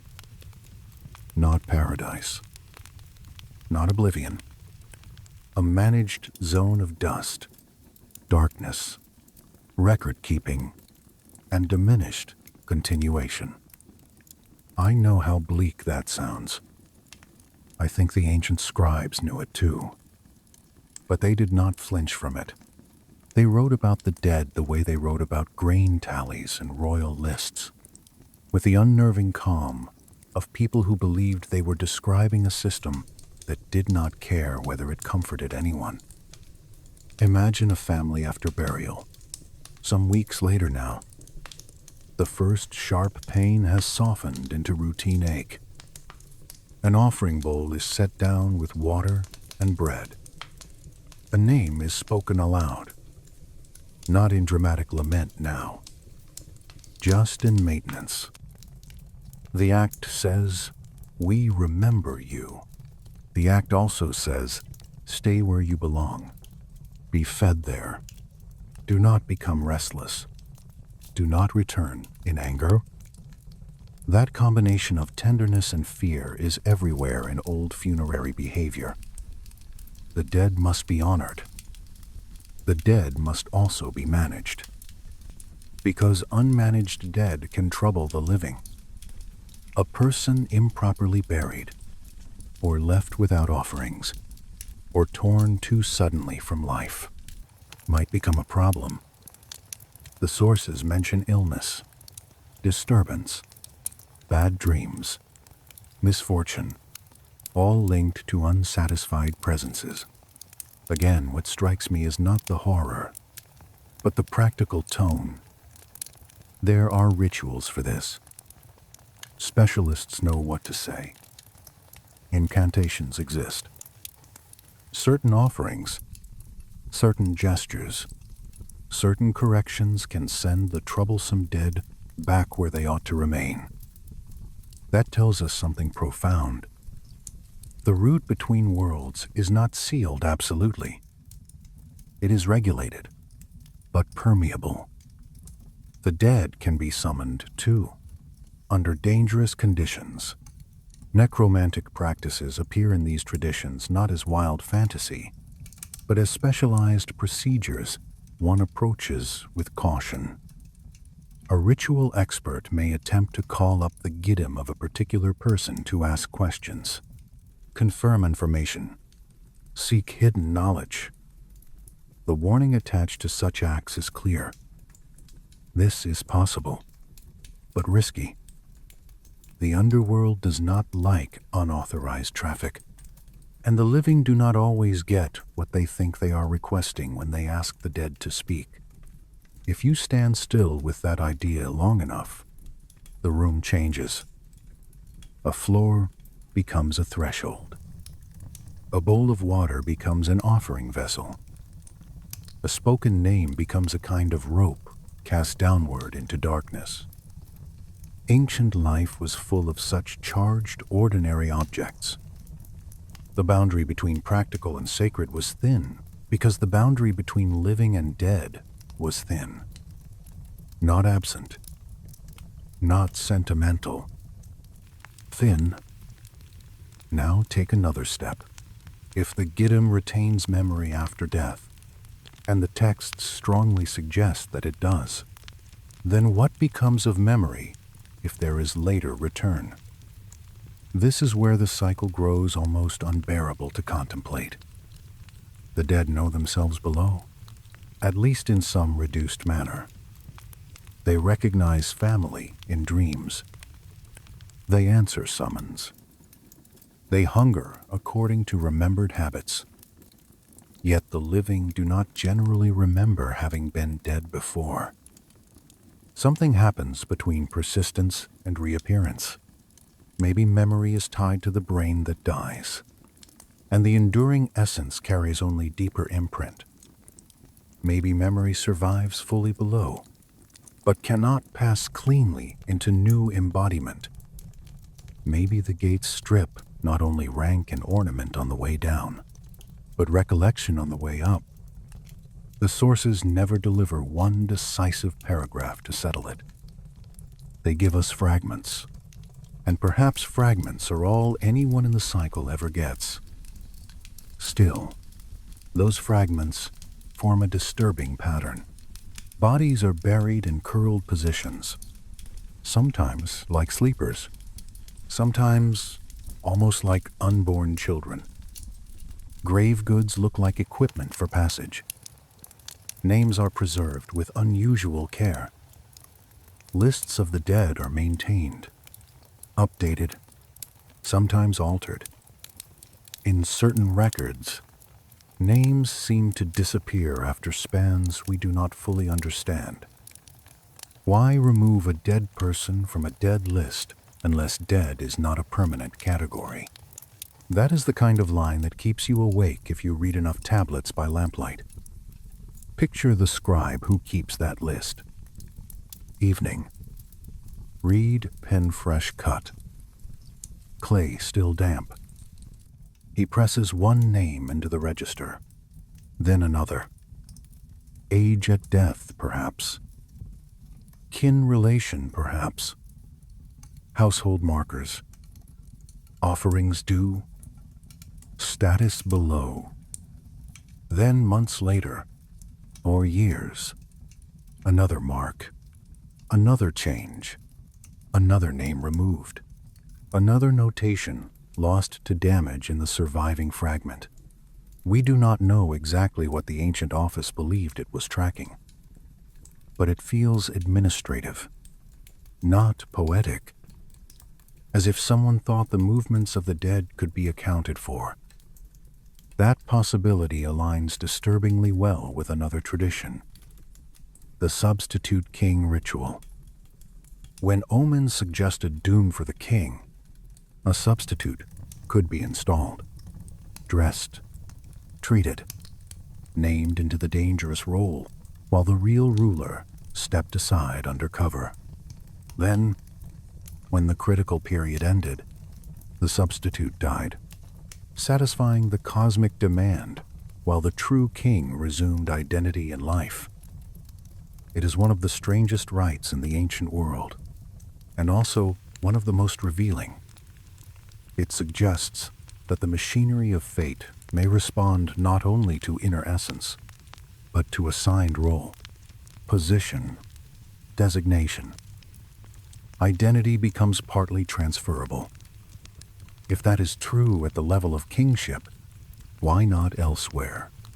Why could the enduring essence not move through different human forms over long cycles, taking on each new life as one more assigned surface, while something deeper remains continuous underneath?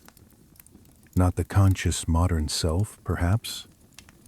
Not the autobiographical voice that says, "This happened to me on that day in that house," but a more durable thread, capable of wearing many biographies in sequence. This is the point where later readers start using the word reincarnation, though the ancient material does not hand us that vocabulary outright. Still, the machinery behaves in ways that feel uncannily close. Persistent core. Death as transition, not cessation. Structured residence below. Possibility of return. Substitution logic. Population balance between upper and lower realms. Memory damaged or hidden in the process. All the pieces lie there, not assembled into one polished doctrine, but scattered like bones from the same body. And ancient bodies matter here. The Mesopotamian dead are not abstractions made of pure philosophy. They suffer if neglected. They require offerings.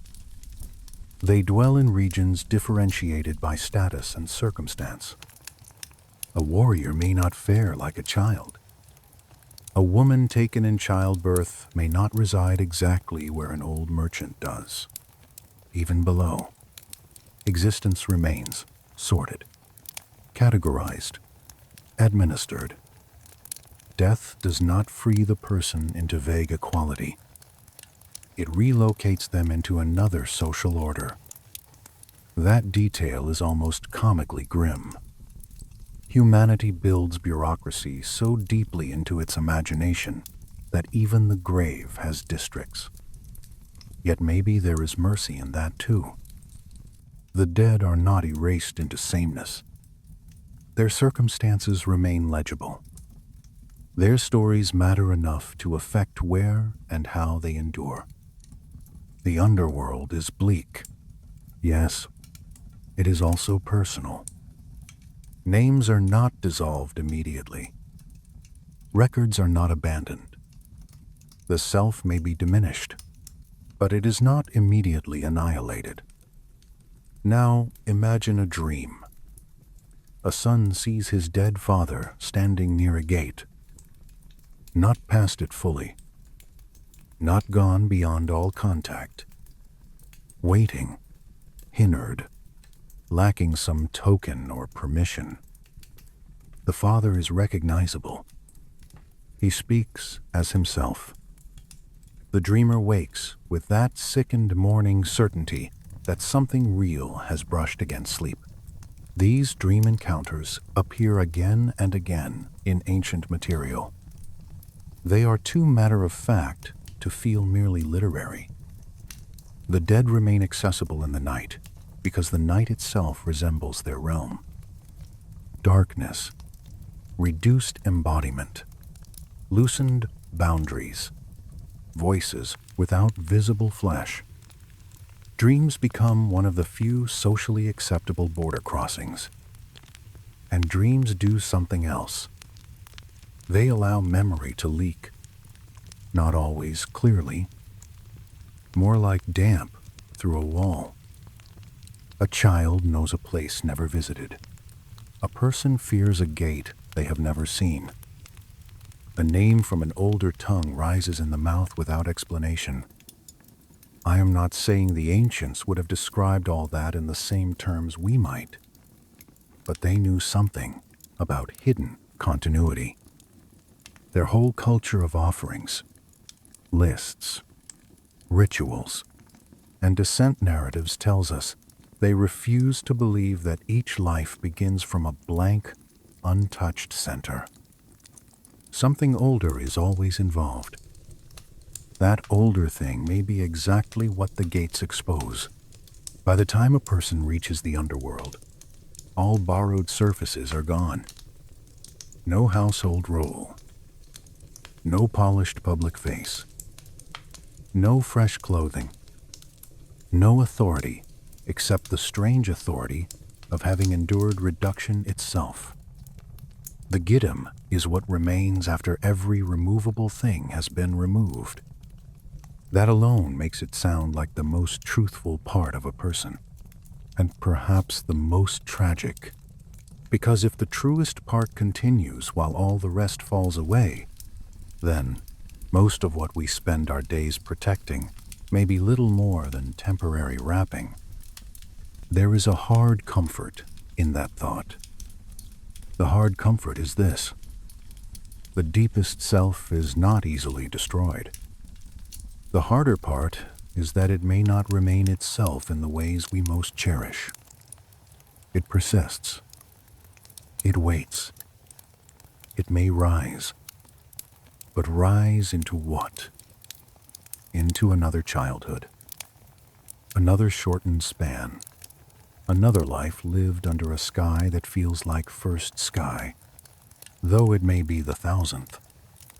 No wonder the old texts feel both calm and claustrophobic. They do not offer final extinction.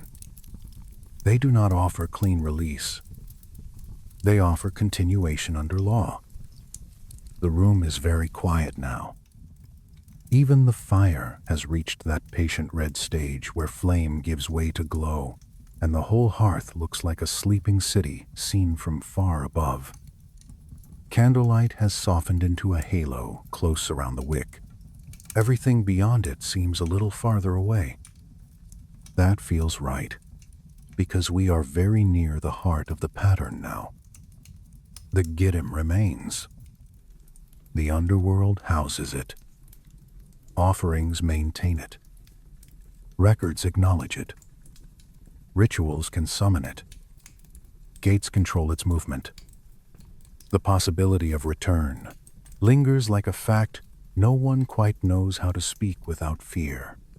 The old post-flood world may have lost much, but it did not lose the suspicion that human life is not singular, not linear, not cleanly bounded by one birth and one grave. And perhaps that is why the old stories sound less like fantasy than like overheard memory. They do not shout that the soul is eternal. They behave as if everyone already knows something survives, and the real problem is not proving persistence. But enduring the pattern persistence must obey. In the next part, we follow the most visible demonstration of that suspicion. Domosi, the shepherd who goes down and comes back, again and again, while the land above mirrors his absence and return. Because once you understand the surviving self below, the next question becomes unavoidable. If one being can cycle visibly through death and return, then perhaps what the gods enact openly is what humans undergo in secret, over spans too long and too hidden for ordinary memory to hold. The shepherd returns. That line sounds almost gentle when you first hear it. It has the softness of a seasonal proverb. Something a tired farmer might say while watching the first cooler clouds gather over a burnt field. But the deeper you sit with the old Mesopotamian material, the less comforting the phrase becomes. Return in these texts is not rescue from the cycle. It is proof of the cycle. The shepherd returns because he must. The path downward remains open. The path upward remains open. The wheel does not love him enough to release him. It only turns. Dumuzi, in the old poems and laments, is not merely a dying god placed decoratively beside harvest and heat. He is the most public demonstration of a law that seems to govern everything else in quieter ways. In the same way that Inanna showed what descent looks like from the inside, Dumuzi shows what repetition looks like from the outside. His movement can be seen in weather, in fields, in communal grief, in festival timing, in ritual songs, in the emotional life of entire cities. He goes down. He comes back. He goes down again. That last part matters most. The pattern is never resolved into final triumph. There is no great concluding escape in which Dumuzi breaks the gates, defeats the keepers, and abolishes the underworld for all who come after him. The old scribes do not give us that kind of victory. Instead, they give us a schedule, a duration, a half year below, a half year above, a sorrow shared with his sister, a balance maintained by exchange. It is heartbreak rendered as administration. Imagine the land when he is taken. The heat is rising already. Grass has gone brittle at the tips. Mud along the river edge has tightened and cracked into 1,000 curled scales. Wind moves, but it carries no relief, only dust and a faint mineral taste. Somewhere a woman begins the lament before the sun has fully climbed. Others join her, not with theatrical flourishes, but with the disciplined grief of people who know this loss is seasonal and still cannot keep it from hurting. They have done this before. That is exactly why it hurts in its own particular way. The old pain has grooves already worn for it. The texts linger over pursuit. Demons sent up from below hunt Dumuzi across the surface world. He runs. He hides. He changes shape. He seeks shelter among those who love him. His sister tries to protect him. The countryside itself seems briefly enlisted in the effort, as though reeds and stones and animal paths might cooperate to mislead the thing that always comes on time. But concealment only delays. The underworld has patience. It does not need to hurry. Every fugitive tires eventually. This is one reason the Dumuzi material feels more human than many grander myths. It understands that doom is often slow enough to allow hope. You can almost believe, for a few pages, that he may escape. There are hiding places. There are helpers. There are tears, bargains, disguises, brief moments where the earth seems to hold its breath with him. And then the hand closes anyway. When he is dragged down, the season above changes with him. That is the old claim, and whether we read it as sacred explanation or as observation turned into ritual poetry, the second, the emotional force is the same. His absence is written across the visible world. Crops fail back into waiting. Water feels farther away. Shade grows mean and thin. Human bodies move more slowly. Desire dims. Even sound changes in a Mesopotamian summer. Fields do not sing the same way when life has pulled inward. So the community mourns. I think that is one of the most revealing pieces of evidence in the whole cycle. These were not merely priestly recitations performed by a tiny class for formal reasons. Women gathered. Households gathered. Entire communities participated in the grief. The mourning was loud, collective, rhythmic. Clothing might be torn. Bodies rocked. Tears came not for an event safely sealed in the distant past, but for something understood as occurring again in the present. That distinction changes everything. If Dumuzi is only a symbolic explanation, why the urgency? Why the sense that lament is part of the machinery itself? Perhaps because to lament is to keep time with the system. You grieve when descent is active. You celebrate when ascent resumes. Ritual becomes synchronization. Human feeling is trained to move in phase with a deeper order. The community does not cause the cycle, but it participates in it, marking the invisible mechanism through visible sorrow and relief. In that sense, the annual lament becomes both remembrance and rehearsal. One day you too will go down. One day others will speak your name with this same mixture of tenderness and helplessness. The compromise with Gestanana makes the whole thing even sadder. She loves him enough to share the burden. She agrees to spend part of the cycle below so he can return above. It is a beautiful arrangement if you glance at it quickly. Look longer and it becomes devastating. Love does not abolish the machine. Love distributes its cost. The best anyone can do in this old cosmos is help carry one another through recurring descent. Honestly, that may be the most honest thing the ancient world ever said about devotion. You cannot save everyone forever. You cannot stop all endings. But you can descend partly with the one you love. You can divide the darkness. You can make sure no one is alone in the worst half of the year. There is no glittering optimism in that, only a kind of grave mercy. Yet it is mercy all the same. And again the pattern widens.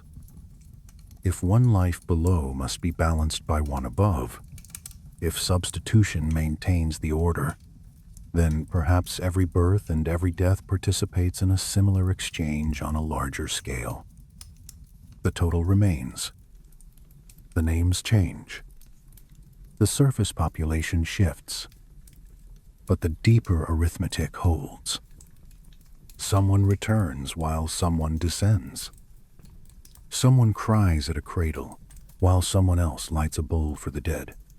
The upper and lower worlds remain in conversation, whether the living admit it or not. This is why the Dumuzi cycle matters so much. It provides the visible version of a hidden rule. We can see seasons. We can count months. We can watch fields burn and cool and green again. If the shepherd's descent produces those changes, then the cosmos has handed us a demonstration model. It is showing us what the larger system does at smaller scales. In that case, human death would not be an exception to the pattern. It would be one more expression of it. The ancient laments sometimes speak in a way that nearly gives the game away. Like Dumuzi, you have gone to the dark place. Like Dumuzi, you will return. Even if the exact line varies by tablet and translator, the underlying thought survives. What happens to him is not his private divine drama. It is your template. He dies in public so you may understand what your own hidden journey resembles. So let us slow down and picture one of those rituals. The evening is dry, but not yet cool. A square of packed earth before a temple or within a town court has been swept clean. Oil light trembles in shallow bowls. Dust clings to ankles, to hems, to the bottoms of jars. Women gather first, their voices beginning low, then tightening into a braided sound, half wail, half measured recitation. Children hover at the edges, not fully understanding, but absorbing everything. Men stand farther back, some solemn, some uneasy, some already staring toward the horizon where the heat tomorrow will rise again. A figure representing Dumuzi may be invoked, dressed, lamented, addressed directly. Gifts are placed. Names of absent months are almost felt in the air. Then the crying deepens. Not because everyone believes exactly the same thing, perhaps, but because the rhythm itself carries conviction. If you weep on cue every year, if your mother wept before you, if her mother did too, if the fields confirm the timing, if the sky itself seems to lean into the ritual, then grief and cosmology fuse. The body learns what doctrine need not explain. This is the time of descent. This is how descent sounds. This is what absence tastes like. And months later the tone changes. Coolness returns first as rumor, a slight kindness in the wind, the edge taken off the ground, then cloud, then moisture, then tiny signs in the fields so small you might miss them if you had not been waiting. The ritual world responds immediately. Morning gives way to welcome. The shepherd rises. Songs turn outward again. What was clenched loosens. Food tastes different when return is in the mouth of the town. But here too the comfort carries a shadow, because everyone knows this is not permanent. No return is final. No season stays. No resurrection in these texts cancels the next descent. The cycle is precise enough to be trusted and merciless enough to be feared. Dumuzi comes back because he will be taken again. He is released because the system needs him moving through its phases. That is why his return feels eerie rather than triumphant. Once you sit close to the fire long enough and let the whole pattern settle around you. The same applies, perhaps, to us. Maybe we call birth the beginning only because we arrive without memory. Maybe every cradle is also a gate. Every first cry, also a re-entry. Every life, a brief upper world interval between darker residences we do not recall. If that sounds extravagant, remember how carefully the old world kept noticing repetition in stars, in dynasties, in floods, in seasons, in grief. Their imagination was not random. It was patterned. That is what gives it weight. A burial at Ur, with a Dumuzi lament tucked among grave goods, becomes newly unsettling in that light. Was it mere devotion or instruction? A map folded into the darkness with the dead. A whispered reminder in clay form. This is not your first descent. This is not the first time the earth has taken your name into itself. Follow the shepherd. Wait through the heat. The path upward will open again when the hidden count is complete. There is, I think, a small human joke concealed in all this severity. The shepherd, Paul Dumuzi, may be the most famous recurring victim in ancient literature. Eternally scheduled, cosmically overbooked, forever summoned below exactly when things are becoming unbearable above. There is something almost darkly domestic about it. Even the divine cannot get out of seasonal obligations. The universe keeps a ledger, and it does not forget whose turn it is. Yet laughter fades quickly here, because the larger lesson presses harder as the texts accumulate. What is cyclical is not automatically benevolent. Return is not always redemption. Repetition can be beautiful. Yes, sunrise proves that. It can also be imprisoning. Summer returns, whether fields desire it or not. Flood returns when cities have barely rebuilt. Death returns to every household, no matter how lovingly the previous dead were tended. The shepherd's path is natural, sacred, and exhausting all at once. The fire has settled lower again. Its light no longer leaps high on the wall. It breathes close to the grate, a deep red intelligence with only occasional gold at the edges. This part of the night suits Dumuzi. Not full flame, not full dark, a divided hour.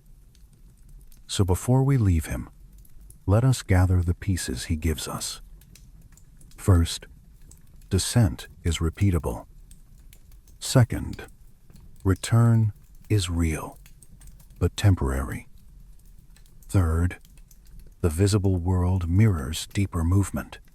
Fourth, love can share suffering, but not erase the rule beneath it. Fifth, ritual grief may be less about remembering a story than about keeping time with a machine older than story. Sixth, and perhaps most unsettling, what the god undergoes visibly may be what humans undergo invisibly, over spans of time too broad and too forgetful to recognize from within a single life. In the final part, we follow that thought to its bleakest and perhaps calmest conclusion. The pattern at every scale, the wheel that turns through kings, gods, souls, cities, and ages. The possibility that the Sumerians were not inventing comfort, but documenting structure. And the last question waiting beneath all of it, if the cycle is real, is being trapped inside it the tragedy, or is forgetting it the deeper one? Now the pattern closes around us, not like a trap snapping shut all at once, more like a circle gradually becoming visible in dust. First one mark, then another, then the arc between them. By the time you have read enough of these old materials, the separate stories no longer stay separate. The long kings before the flood, the shortened kings after it, the 7 gates below, the body on the hook for 3 days, the ghost self waiting in darkness, the shepherd descending and returning on schedule, the substitute taken in another one's place, the city drowned, rebuilt, diminished, and named again. Each piece begins to lean toward every other piece until the whole ancient world seems to whisper the same thing in many dialects. Existence repeats. That is the great cold idea under all the clay. Not progress, not a straight line, not one life, one death, one verdict, one ending. Repetition with variation. Descent, residence, transformation, return, growth, burden, catastrophe, restart. The pattern appears in daylight and kingship, in agriculture and mourning, in ritual and dream. To the old Mesopotamian mind, these were not unrelated metaphors, accidentally resembling one another. They were scales of the same structure. Small wheel inside larger wheel, inside larger wheel again. This is what gives the whole body of material its unusual weight. Myth usually explains. These texts often do something stranger. They document. They count. They preserve. They note procedure without always pretending to know final cause. In that sense, the scribes feel less like poets inventing rescue and more like clerks of a cosmos they do not control. And perhaps that is why their work still feels so modern in its chill. They tell us the number of gates, the duration of death, the sequence of removal, the count of rains, the order of cities, the timing of lament. The exactness is not ornamental. It suggests confidence that reality has structure, whether or not human beings find that structure pleasant. A scribe may not know why the wheel turns, but he can still keep a careful record of its revolutions. So let us imagine the whole pattern at once. Morning. A child is born in a mud brick room while outside. Animals stir and someone carries water from the river. The mother survives. Or does not. The infant cries into a world that treats this as a beginning. Years pass. Fields are worked. Names are spoken. Love forms. Debts form. Food is eaten. A city grows larger than it should. Priests copy old lines onto new clay. Far below, someone forgotten by the living still waits in dust, half aware, half hungry. Summer comes. Dumuzi descends. Laments rise. A king dies. Another is named. At the edge of memory, floodwater waits in another age. Above all of it, planets move in repeatable paths. Beneath all of it, gates remain where they have always been. What changes is only where on the wheel you happen to stand. That thought can sound suffocating. I know. It can also sound strangely soothing if you come at it from another angle. The old world did not always frame repetition as punishment. Sometimes it is simply what keeps anything from collapsing into nothing. Day returns. Rain returns. Crops return. The shepherd returns. If all repetition ceased, perhaps existence would not be free. Perhaps it would simply stop. Still, the darker interpretation presses hard, and the old texts never do much to soften it. Gilgamesh seeks escape and fails. Inanna returns, but only by cost and substitution. Dumuzi returns, but only to descend again. Kingship descends from heaven more than once, which means even cosmic order is restartable, not secure. Flood does not cleanse once for all. It resets and diminishes. Memory seems not to survive cleanly across embodiments, which means the self is condemned to repeat without the dignity of recognition. You live, descend, wait, rise, and begin again believing each time that this one must surely be the first. If that is true, forgetting may be the deepest gate. Not death itself. Not even the hook in darkness. Forgetting. The inability to carry the knowledge of previous descents into the next return. The wheel turns partly because each life takes itself for a line. We make plans as if history began behind our own eyes. We grieve as if no one has gone this way before. We are surprised by endings that the system has already administered more times than there have been drops in the river. And yet, perhaps forgetting is mercy too. I have always found it strange that the grimmest systems sometimes hide the gentlest possibility. If you remembered every previous burial, every lost child, every failed city, every hunger from every age, how would you lift your head in the morning? How would you love anyone fully if you could feel the weight of every previous departure already stacked behind the present one? Perhaps the gates take memory because continuation would otherwise be unbearable. The old scribes do not tell us. They leave us with structure, not comfort. By the time their own civilization slipped into ruin, that may have been the only honest gift they thought they could offer. They knew cities fall. They knew languages die. They knew tablets are buried and later dug up by hands that do not yet know how to read them. They themselves lived atop older ruins. They saw continuity and breakage at once. So they pressed their observations into clay and hoped the pattern would outlast the interpreters. And it did. For centuries the tablets waited in earth and museum dark. Kings vanished. Empires changed tongues.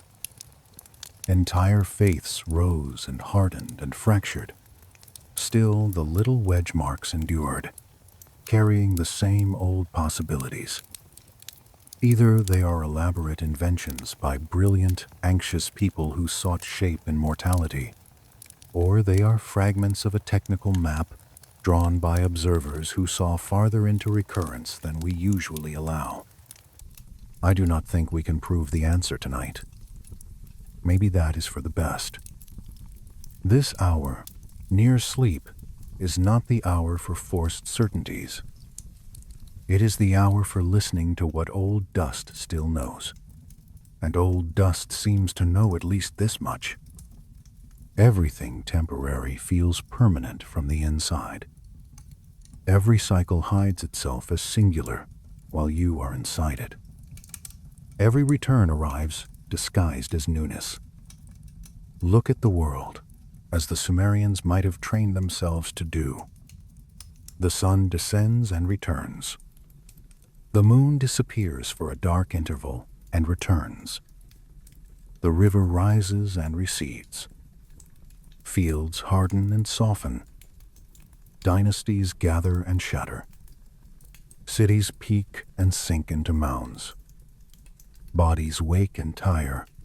Love forms and is broken and forms again in other houses under other names. Even grief comes in recognizable seasons. If pattern is the truest thing in reality, then our strongest illusion may be the belief that any one moment stands alone. This does not erase tenderness. It may deepen it. If every day is one brief upper world interval, then bread shared at a table matters more, not less. A hand held in illness matters more. The name spoken over the dead matters more. The child asleep in the next room matters more. The old cycle, if it is real, does not make ordinary life meaningless. It makes it heartbreakingly precise. You are here for this turn. These are the faces given to this rotation. These are the rooms, the storms, the losses, the sense of fire and cloth and wet clay that belong to this version. And because it is a version, it will pass. The flood may come as water, or war, or plague, or simply time. The personal flood may be age, or fever, or one careless step in darkness, something always sweeps over in the end. Afterward, if the old texts speak truly, the pattern does not apologize. It resumes. Kingship descends somewhere else. A child opens new eyes. A city begins again with less memory than the last one had. A Sul, or a Kor, or a Gedim, or whatever name we are brave enough to use, waits until waiting becomes motion and motion becomes another life. There is a melancholy grandeur in that. No final villain. No finale rescue. Only law, rhythm, recurrence. Very old, very patient. The kind of structure that does not need to threaten because it does not need permission. Outside this room, night has gone completely still. I can almost imagine those museum vaults now. Shelves, quiet, in the controlled dark. Tablets resting in their trays like sealed embers. K 162. A prism in Oxford. Fragments in Philadelphia. Lines copied and recopied by hands long vanished.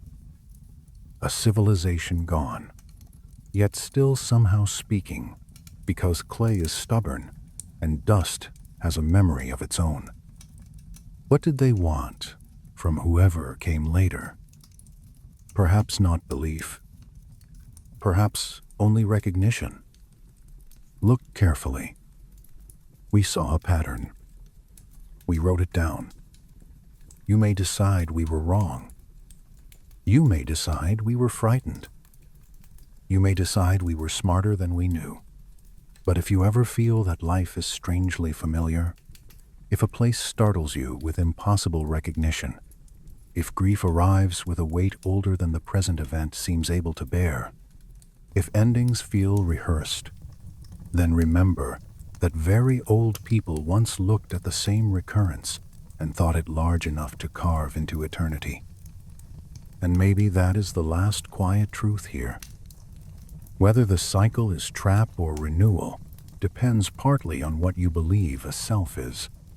If the self is only memory, then repetition without memory is tragedy. If the self is deeper than memory, then repetition may be continuity disguised as loss. The Sumerians, to their credit, did not hurry to decide for us. They left the gates standing. They left the count of days. They left the dust, the judges, the returns, the floods, the shortened rains, the waiting dead, the shepherd who comes back because he cannot do otherwise. They left the pattern. So tonight, as the fire settles low and the room grows soft around the edges, you do not need to solve it. You only need to feel the old wheel turning somewhere beneath thought. You only need to imagine clay cooling under a scribe's hand while he presses one more wedge into place. One more mark against forgetting. You only need to breathe once, then again, and let the possibility hang in the dark beside you, quiet as a gate that has opened countless times before and will open countless times again. If the ancients were wrong, then this life is singular and precious beyond telling. If they were right, then this life is one more precious passage through a pattern so old it has outlived empires. Either way, the breath in your chest right now is real. The warmth around you is real. The hush is real, and for this turn of the wheel, that is enough. Before we let the night close, there is one more image worth holding. A scribe finishes his tablet. He smooths the last edge with his thumb. Outside, evening gathers over a city that believes itself solid. Walls stand.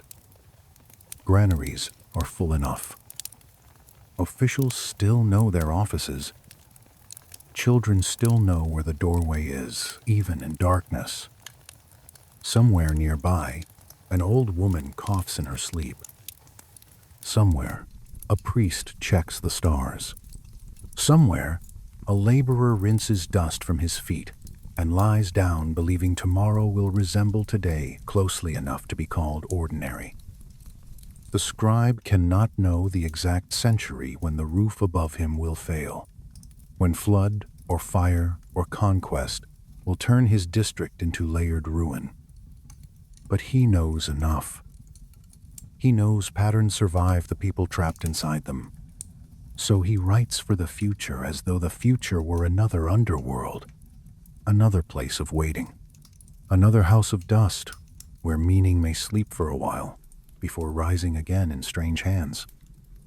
That may be the most moving part of all this. Not that the cycle exists, if it exists, but that human beings inside the cycle still try to leave signals for one another. Little lamps in clay, little instructions, little acts of refusal against total forgetting. And perhaps you are one of those signals too, for someone you cannot yet imagine, in some later turning of the wheel. Good night.